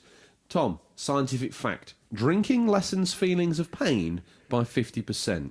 In a great update to their Watchdog Legion, Ubisoft goes on to explain some of the new game mechanics, including the Play as Anyone tagline. Different job roles in your team mean, as the game plays out differently, you can even have someone like a top-notch lawyer in your team. No problems, all your characters get released from police custody automatically. They went on to describe how everyone will have an origin story of some kind. It although seems like random old age death can affect older characters in your team. They also detailed how one character takes 50% less damage when he's consumed a pint, shaping up in a stereotypical British way, but no offence taken as we are British after all, so we seemingly can never be offended. The trailer made me chuckle a little bit because it was very stereotypical of like, here's your high-flying London lawyer. Here's your old man who's gone a bit senile with he's wearing like a what era was that helmet? Looked like a World War Zulu. I German helmet. Yeah. And the guy drinking a pint to have 50%. Or, to quote the trailer, or 5. Yeah. Was he Polish as well? He was, wasn't he, in that It's a tracksuit? cool idea. I really like the idea that you can play as anyone. I mean, are they suggesting all Polish people drink a lot of beer and wear tracksuits? Maybe. And wear those little man bags? Yeah. Come on. Come on. But yeah, a cool idea. The fact you can just recruit this team of anyone you like, and they've all got different abilities. But I don't know. It's a strange game. Strange. That's the understatement of the week. Very strange.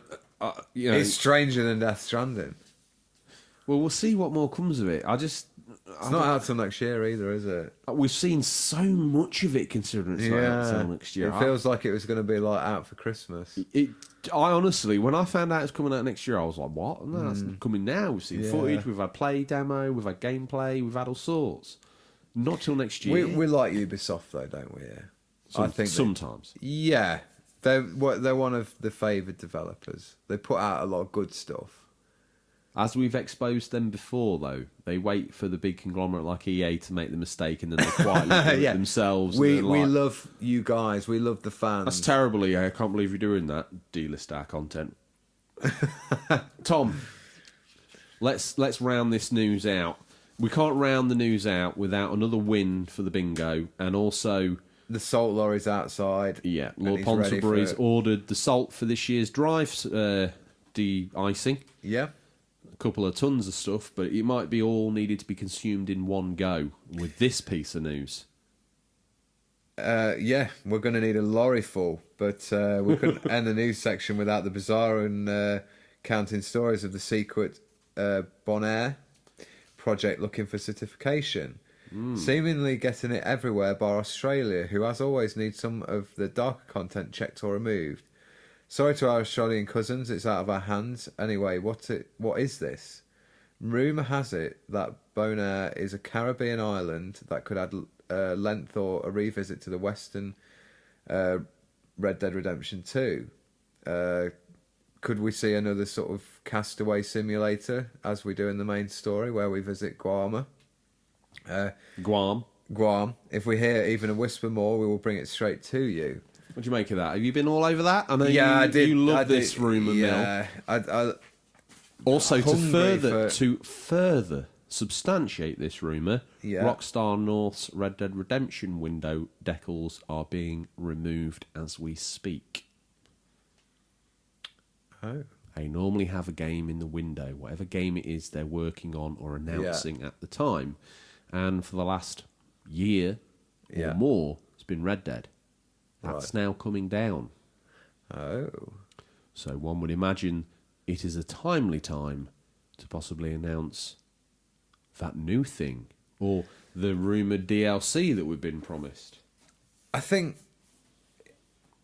if they get to the year anniversary of Red Dead 2 being out, it makes sense to release a large DLC pack then. So whether this code name... It's one of the least things I'd want to do, though. Well, is go back do you to know like what? Weirdly, it might not even be the code name. This might be the name of the actual game or title of the DLC. Yeah, it could be something completely. Because that name has actually gone through the certification. Oh, okay. So Bonaire is something they're working on. You know what? I hope it's not is a French aircraft simulator. No. As far as Red Dead goes, I hope it's not online Caribbean island to go and explore.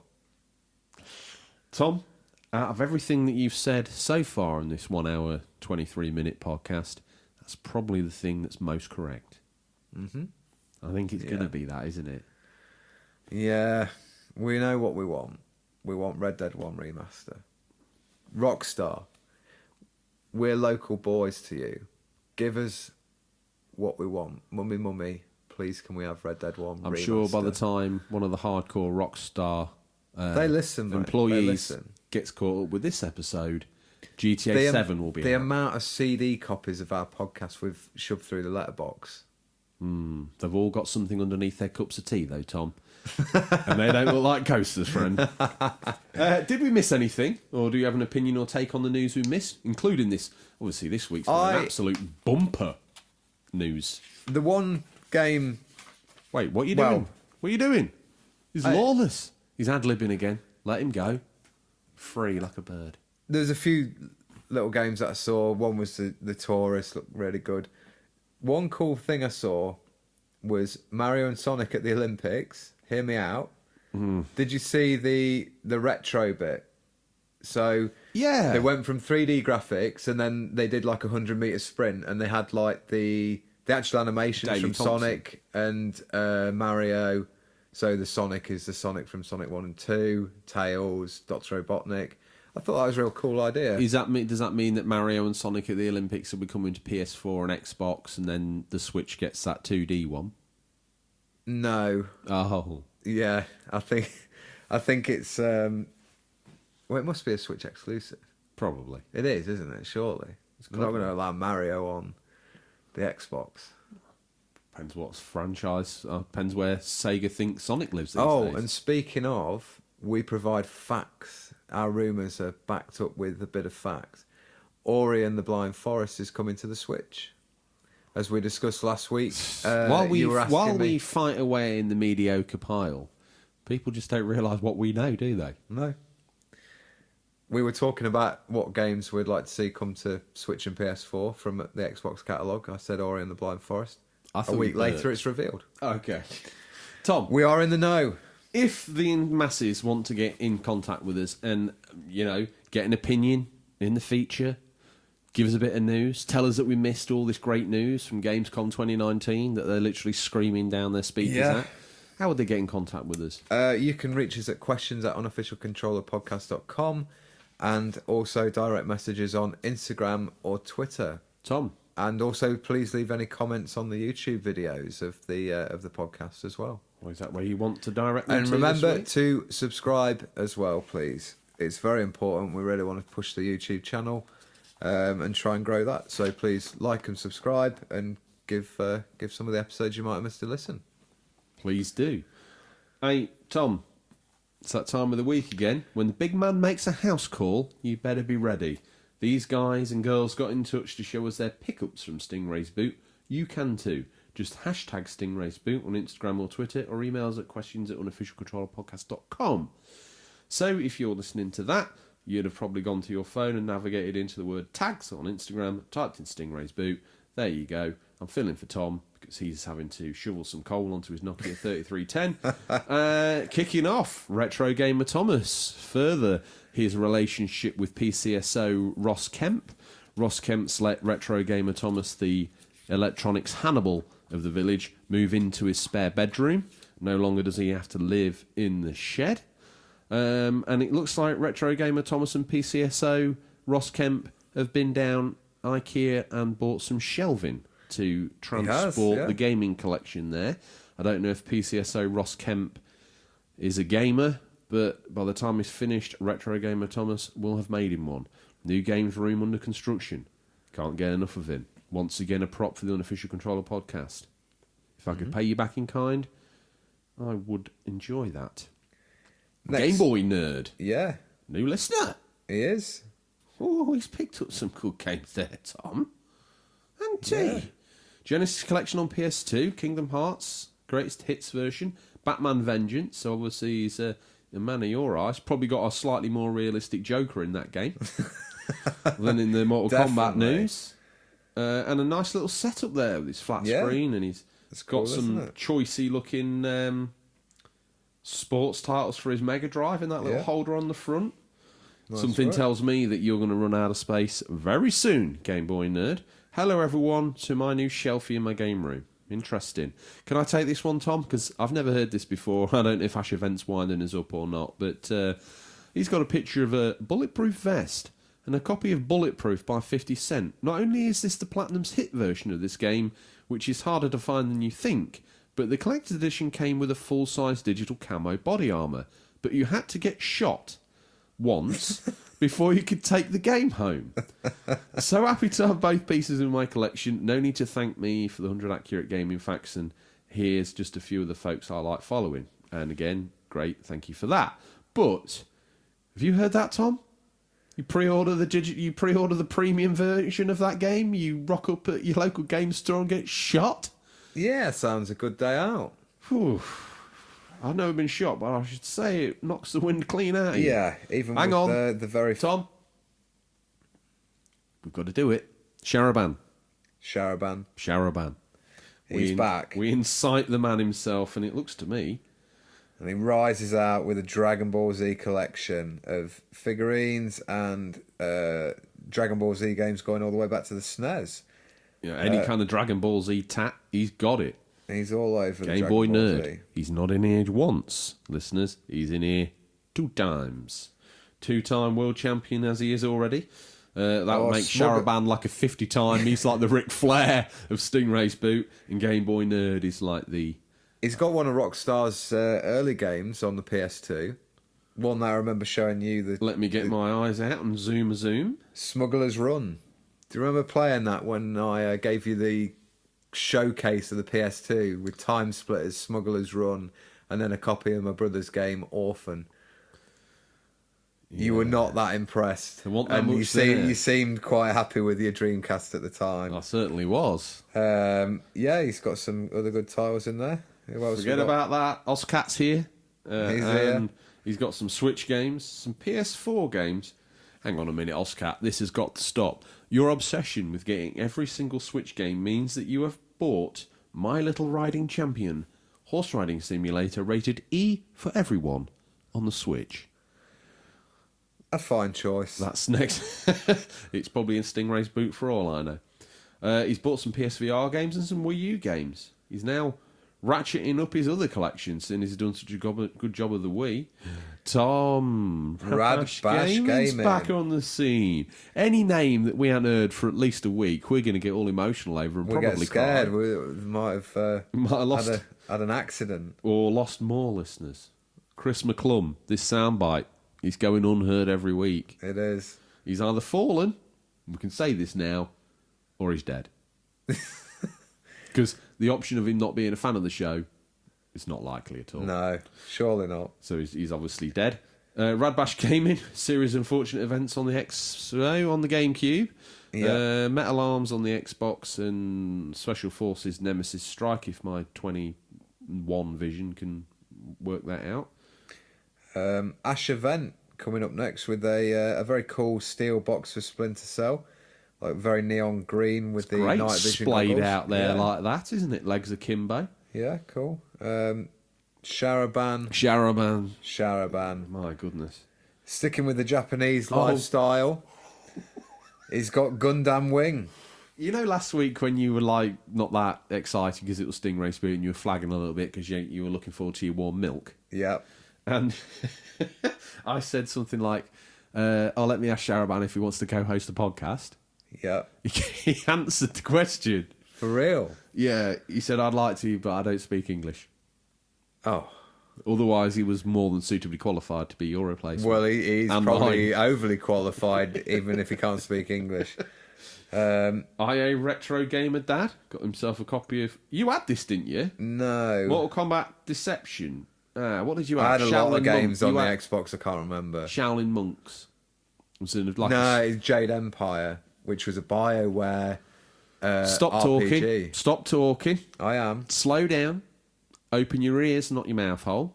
Listen in. You had an Xbox game you tried to champion to me as being this great title, and it was called Mortal Kombat Shaolin Monks or something similar. In between the bolted together fighting sections, you walk around a very stiffly animated guy. I do remember. You remember this now? I remember now. Do you remember how younger you used to champion some of the worst games? Almost as though you worked on their development team and you were damned old. If you don't buy this, I'm out of a job. Yeah. And quite frankly... You were. It sold 200 copies. Mainly to friends and family. The stiffest. Although, if memory serves, the magazines actually quite enjoyed that game. I think it got a rounding. It was 7. there early. It was dipping the foot into the story mode style of... I do Not the remember toe. that They've got the game. whole foot in. We need to find out what that game was now. I think wonder whether it called was. Shaolin Monks. Anyway, Xbox Podder. That's a stack of games, especially when we're Massive positioned stack at the of bottom. Xbox. Maybe it's in that selection of Xbox games, but the eyes are just not good enough to read I don't think your it. phone's got the resolution to see the top of that stack zoomed in anytime I do soon. see one title on the right-hand side, though. Project Gotham Racing. Well, what with him being such a big Xbox fan, that's got to be on a plate display, isn't it? Nice and sharp at the front. He's got a few more on display on the next post. Oh, yeah. Star Wars Knights of the Old Republic, a great game. Great game. The other one's How much is not that so these much. days? It's only £8. £8. Bargain. £8, $8, call it what you want. Futurama, Driver Parallel Lines, Midway Arcade Treasure, and that classic stinky poop Aragon. Probably using the engine from Tom's Mortal Kombat game. Retro Gamer Thomas up next. He doesn't just eat microchips and other parts of gaming tap. He drinks Chianti and whatever that is. Wild Beer Eagle Hunter. I think that's says a light, refreshing beer and not too hoppy. Very nice. Fan of the real ale. Fan of the real ale. Danny Plays back in the boot. Nice to welcome you back, Danny. Looks, she's got some great games there that she's picked up. Gun for the PS2. Oh, Gun. Big favourite of ours. It is. Hidden gem. Yeah, another game Tom tried to champion to me. Retro Gamers Keyring. Retro Gamers Club. Maybe we should get some unofficial controller keyrings sorted out. Why don't you look? That's this little thing that she's got going on where they send you a Nintendo box full of like different rammel from Nintendo, including a game. Very cool. Well done, Danny Plays. Little Sackboy figure there as well. You see that? I did. Ash Event. What's Ash Event? It's all very Xbox this week, Yeah. isn't it? Xbox original as well. He's Big time. trade and keep pile. He's got every Madden ever made, I think, there. He's trading Crimson Skies. Presumably you've got all these already. You're not just trading them because you don't like them, because, you know, you're kicking out some good games there to keep some mediocre tat. Sharaban? Oh, he's Japanese this week, isn't he? I think he's turning Japanese. I think he's turning Japanese. I really think so. That's the song I was looking for, but couldn't remember. He's got the Onimusha. I didn't even know that you were. That's how hooey your little rendition was. Onimusha collection. Some of my favourite games there. Looking great. He's got all of them as well because he's got Dawn of Dreams. Three being my favourite. With Jean Reno. Jean Reno, the man named after a car. Or if you were pronouncing him properly, it was something like John Renault. What's Ash Event got here? He's got himself a copy of Mega Man 11. On the Switch, and Mega Man original on the NES. And the 8-bit version of Mega Man on the left and the modern version on the right. You wouldn't be able to pick them out of a lineup, would you? No. Looks like the sort of photo fit that was on Crime Watch about 30 years ago. Have you seen this man? Brock, the 80s dude. I love Brock. He always goes next level. He's got Zorg. Yeah. Tamagotchi. Who's that action figure? Oh, I don't know. I think that's a G.I. Joe. What Joe, though? Oh, I don't know. He's got Rock Raiders for the PlayStation, Lego game. And what looks like Tamagotchi up there, Tom, next to that G.I. Joe you mentioned earlier. Yeah. Who else is in? Who else have we got? We've got the Barber Games. Ooh. He's got himself a Lynx handheld. These are his see many of those Boston anymore. Comic Con pickups. Ah, that's cool. Yes. Nice. Very cool. Ozcat, Wii U collection. Bite My Pixel. Bite My Pixel, right you lot, at Tinfoil Spider, who's another fan of the show, and Bite My Pixel's better half from memory, is making these biscuits for a cancer charity, all made from fabric. They look very cool. So yeah, they're cool. Classic British using biscuits. the show to do a little bit of Custard creams, jammy dodgers, bourbons and all that jazz. Yeah. Definitely look them out on Instagram and get in contact with either Bite My Pixel or at Tinfoil Spider. If anyone wanted to know what retro gamer Thomas looked like under the face mask, there he is driving PCSO Ross Kemp's police simulator at full speed. But the thing is, retro gamer Thomas likes to feel a little bit, play fast and loose with the rules. He's the sort of guy that does 71 on a dual carriageway. He has, looking at this video, he has the driving reactions of Michael Schumacher. He does. Although, this must be part of his rehabilitation with PCSO Ross Kemp. How close can he get to this wheel without feeling the need to nibble it? Yeah. Very Nasty little biter, as you termed him last week. Not nasty's a strong word. He's a friendly little biter. The Big Daddy Zilla 80, he's in the house. He's cooking up a retro Not storm. much, but a pickup at the least. Only paid $13 for everything. He puts us to shame every week, Tom. He does. He's cooking up more retro storm Looks and like some modern headsets. If you're not sure what make they are, suck through your teeth and just say they're Corsairs. Ooh. One for the back catalogue there, if you don't know. It's a deep cut. Yeah. Mega Drive. Danny Play's got Mega Drive, Toe Jam and Earl in the cartridge bay. And you know the best bit as well? Old school console with old school stickers stuck on it still. A beautiful way of playing that, Danny Plays. Retro Visions. Normally weighs in with a Nitcomb. This week he's got a cartridge for the Atari. Defender. That Very belter. nice. Deb's Babs. Yeah. Have you ever seen such a beautiful looking woman? Retro Collector Ray with 2 Game Boy Advance SPs, the ones with the backlit screens, and a copy of the original Game Boy Super Mario Land. I tell you what, that was a car boot pickup, Tom. Not many stalls, but Yeah. he found that. Mark Garage Wow. Games has got Bioshock Collection. He Good has. games there. Yeah. Resistance Fall Escape of Man. from Dead Island. London One of Racer. Insomniac's early games. Yeah. Yeah, very good. Cheggers Party Quiz. Is that meant to be Keith Chegwin? Oh, it is! Zoom in! Do you reckon he's developed by the same guys who did the Joker? Oh, yes. Oh, man. Actually, when you zoom in, that actually does bear some resemblance to Cheggers. He's passed away. I think he'd make an awesome host on the podcast. He would, yeah. God rest his soul. IA Retro Gamer Dad. That's the sort of level we're pitching ourselves at. Cheggers Plays Pop. He's got a interesting bundle there. Jedi Knight Academy on the Xbox. Super Mario Bros. Wii on the Wii. Long time listener of the show and friend of mine, Pez 3.5. First time he's been in the boot. It is. He's picked himself up the Grandia collection. Oh, and well done. What great games they are. Have you played them? Oh, I've played Grandia on the Dreamcast. Ah, okay. And I think that 2 is on the PlayStation 2.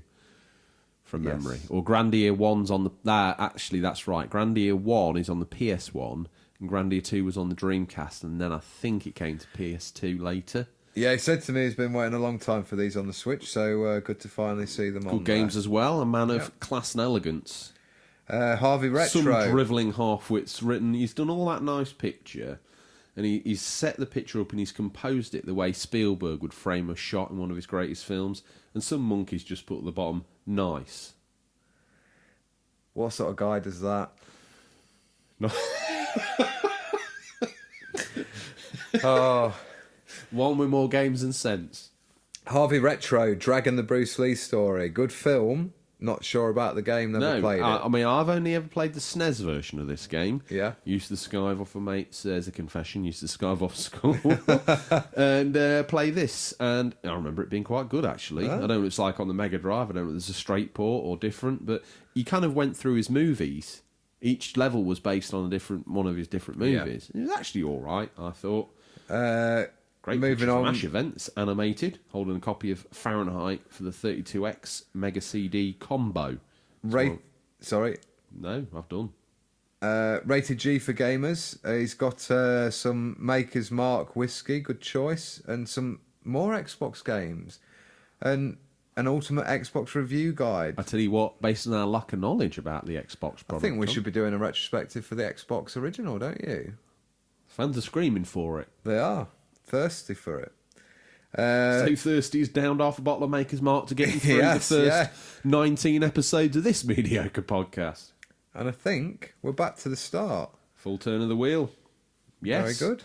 Well, Tom, that's all the dips in the boot for our listeners. It is. Don't forget to hashtag Stingrays boot or email us for the pickups to be read out. Tom, if you're sat there this week, you've just been out and picked up a game from a charity shop, you're dead proud of it, you've managed to find a copy of Leisure Suit Larry for the Atari ST, and you think, if only I wasn't so lonely, if only I could share this with a like-minded community that would bond around me and give me friends, real and imaginary, to get me through a weekly basis. And while I can still show them this great, iconic title, Leisure Suit Larry on the Atari ST, they took a picture of it, put it on Instagram, what would they do then?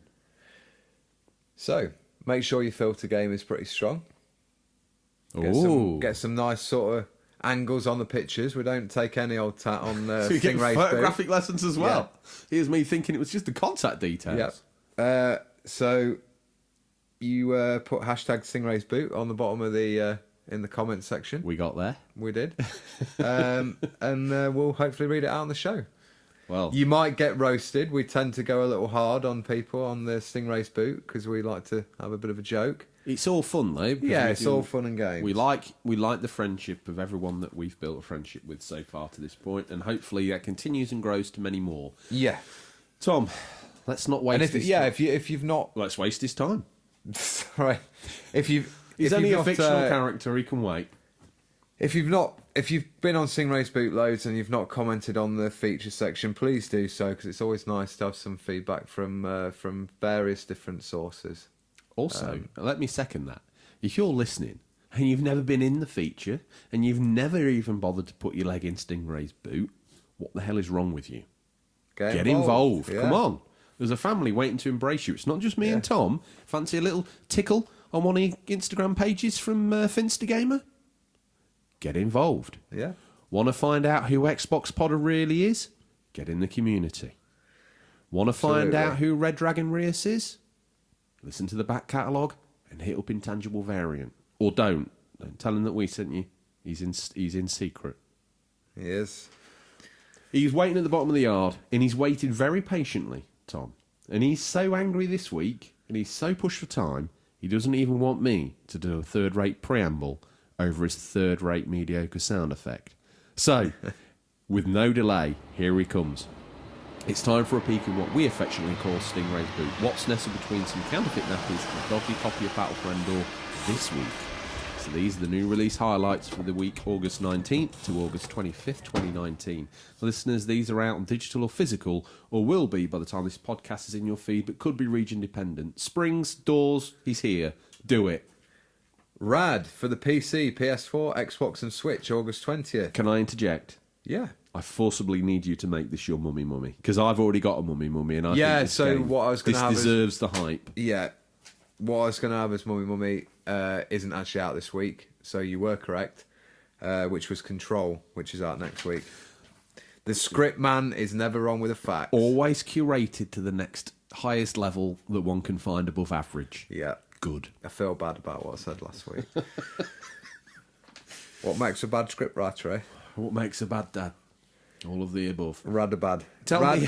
Rad is a 3D action roguelike set in a post-apocalyptic world where humanity has faced Armageddon not once, but twice. 2 times. Yeah, I saw this game 6 months ago, I think, at one of the Indie Directs, and it caught my eye. Good to see that's out now. And I might even pick that up. Oh, I'm picking that up. Yeah. Fact. It looks great. Yeah, it does look cool. In fact, Intangible Variant's already got it. Has he? He has. Well, please get in touch with your thoughts on that. Gameplay Loops says he's pretty good. Oh. He's got a little picture up on his page. Yeah. Big fan of the show. I'm sure he's been and hyped up all his posts. Absolutely. Yeah, whatever, Tom. I'm there for you. It looked great. See, the visuals that he had captured of it, the neon pinks and the blues, it looked really cool. I'm excited for that. So that's your mummy, because I've already thrown down hard on one of these in here. No doubt. Behind. I've given it the full endorse. What we got next? Remnant from the Ashes, PC, PS4, Xbox, August 20th. The world has been thrown into chaos by an ancient evil from another dimension. As one of the last remnants of humanity, you must set out alone or alongside up to 2 other survivors, no more, no less, to face down hordes of deadly enemies to try to carve a foothold, rebuild and retake what was lost. And off the back of that, Tom, I'm diving straight in with my next pick. Soldier, Soldier, the ITV drama. Oh. Starring Robson Green and Jerome Flynn, a.k.a. Robson and Jerome, the singing duo. And it's the complete box set So the last two series, they've already left the show and gone off to greener pastures. But everything up until that point is TV perfection. Well, if we're allowed, if we've got the extra money, we'll have another ITV classic series, London's Burning. They go hand in hand, Tom. They do. They're almost like the Your same pick show, but a complements different. my pick. Yeah, just like a different setting. Let's get the format, the bill. Let's swap it for soldiers. We'll call it Soldier Soldier. Let's swap them out for firefighters. We'll call it London's Burning. Let's swap them out for ambulance drivers. We'll call it Your Left Leg's Hanging Off. Don't remember that last one, but It was on Grampian, one of the ITV spin-offs up there Right. somewhere. Yeah, in Scotland, I think. Maybe Doogie McBain can tell us how. maybe so. Whatever I called it, my left You leg's better hanging. take this next one, aren't you? Because we've Stand back. rambled on about yes, it some more. The Yakuza Remastered Collection. Buy it now and get... Well, by the time you hear this podcast, I'm sure you'll be playing Yakuza 3. But it's out on PS4 exclusively, still unfortunate at this moment, though it's rumoured to be coming to PC. August 20th. The Yakuza Remastered Collection has been officially announced, but not really a collection, at least not yet. Yakuza 3, 4 and 5 are all coming west, but they're being released separately. The bright side is that the Yakuza 3 is supposed to be out to down the PlayStation Store. And yes, if you buy the Yakuza Remastered Collection, it's £49.99 English pounds or $59.99 US dollars. On the PlayStation Store, you'll get all three games, just not right away. And if you listen to the top of the show, which you must have done to get here, unless you've skipped to listen to Stingray and then thought you'd hang around for Stingray, which I can't imagine Anyone would do that. you would dare do that to us. I'm sure they've all just arrived here and like, ha ha ha, fool you, we did as well. They know when those titles are coming out. So if you have skipped to this part, skip to the front and listen to the bit where we tell you when they're coming out. Tom, next title, PC. Looks like you're scrubbing up the 486 this weekend. Winds of Change, out on August 21st. Yeah, again, that's on PC. Lead the rebellion, build your army and shape the world with your choices. A story-heavy adventure game with multiple endings, romance options and non-linear storytelling. A vast dark fantasy world waiting to be explored, inspired by Dragon Age and Mass Effect. Good top titles, Mass Effect in there. Bingo. Fully voice acted by a stellar cast as well. Wow, okay. Well, I'll grab this next one because I think we might be rapidly approaching the longest show we've ever heard. I know Ozcat's just punched the ceiling, but I don't know if everybody else has got that attention span. The all-new action RPG Onanaki for PC, PS4, Switch, August 20th, tells the story of one watcher on a journey to protect life after death. Pull back on the Mario onesie, Tom. Puyo Puyo out on Switch August 22nd. Return to the game that started the successful Puyo Puyo series, one of the most celebrated games in Japan. Strategically stack Puyos to chain your combos while sending devastating Puyos to hinder your opponent. First to clear the screen wins. I think that's what it says, yeah. Revive. Get in there. Revive there. for Nintendo Switch. Experience a new spin on classic Puyo Puyo with online network battles, rankings, and reverse rotate control. I'll take this next one from the Sega Ages pack. Space Harrier on the Switch, August 22nd. Goal, destroy all enemies. Harrier is in a constant state of motion as he traverses the fantasy zone. So it is the fantasy zone that he says. Get ready for the fantasy zone. Can he eliminate all evil supernatural beasts in order to save Dragonland? Use your jet laser cannon to shoot while dodging obstacles. Can you beat all stages and reach the end? Play Sega Ages Space Harrier today. Tom, last pick. Seems we've had our videos for this week. What's that last thing you got in there? Steambirds Alliance out on PC August 22nd. Steambirds Alliance is a massively cooperative bullet hell shooter. Fly with dozens of your feathered friends in an open world full of cruel cat bosses and endless waves of deadly bullets. Have you seen a trailer for that? I haven't, no. It was pretty cool, actually. Yeah? Yeah. Nice. There's like a section of it where like 20 of these people go into one of these bullet, you know what bullet storm games Yeah, are like. yeah. There's more bullets on screen than anything else. There's like 20 of them all weaving in and out of these bullets and firing on bosses together. It's the sort of thing that you try and sell me on the concept of and then never actually buy yourself. And after I've... Did you get that game, Steambird Alliance? Oh, no, I never got round to it. Oh. That's awkward. Yeah. Talking of awkward, Tom, let's shift into that section of the show where I ask you genuinely and passionately about what you're hoping to pay and you pretend to ask me. What are you hoping to play No, I this just week? asked you that. Oh. That was a roundabout way of me asking you what you're hoping to play. Yeah, more Fire Emblem. I don't know when I'm going to finish that. I'm 30 hours in now. Long game. I wish I had one of those soundboards on my phone. I'm the person on this podcast that finishes games, George. I am. How many of these games on this list have you even played? I still am. So Fire Emblem, still the OG finisher. It's got to go Achievement down. hunter, trophy hunter. So far, you've put in half the time that you'd put into Red Dead. Not Red Dead. I'd probably even say Days Gone. I don't know where you can check your playtime on that game. You can't really. Yeah, Fire Emblem. I'm waiting for Astral Chain on the Switch next week, so I don't think there'll be any more pickups for me this week. You're going to do one of your little previews where you get your crayons up and then commandeer the first 10 minutes of the show, tell the fans about this awesome new game that's come out for that handheld gaming console that no one owns? If the fans demand, I'll deliver, like the milkman. You need to be careful what they demand. You've just left them a very open gamut there. I don't want to be the photographer for some of those photos. Definitely It's not. a PG podcast after all. I guess with that, you want to ask me. Yeah, I better ask you, because otherwise we'll go to the outro and I'll not ask you again. I really should have done that, really. Yeah, I should have forced the outro, shouldn't I? Yeah. What am I going to hope to play? Well, timing's right. I'm going to get Yakuza Kiwami 2 done. I'll get that out of the way. This might be one of those Days Gone things where I claim I'm going to do that for the next 6 weeks solid. Yeah. But what with the imminent arrival or the already arrived Yakuza 3, with all the content that was stripped out of the European release back in the day, back in the game, instead of on my playthrough of the series that I've foisted upon myself, the listeners, and you, I'll play the PS4 version, let you guys know early what I think, save me barking up the PS3, although I was quite looking forward to sinking back into that little ecosystem. But we move on. What else have I got that I'm going to play? I'm going to lie if I'm not going to say I'm going to play Minecraft, but we've already issued a tombola prize for that. Do you play that on the Vita at all? Yeah, but I've got a separate save. Okay. I could do remote play. For the small screen play.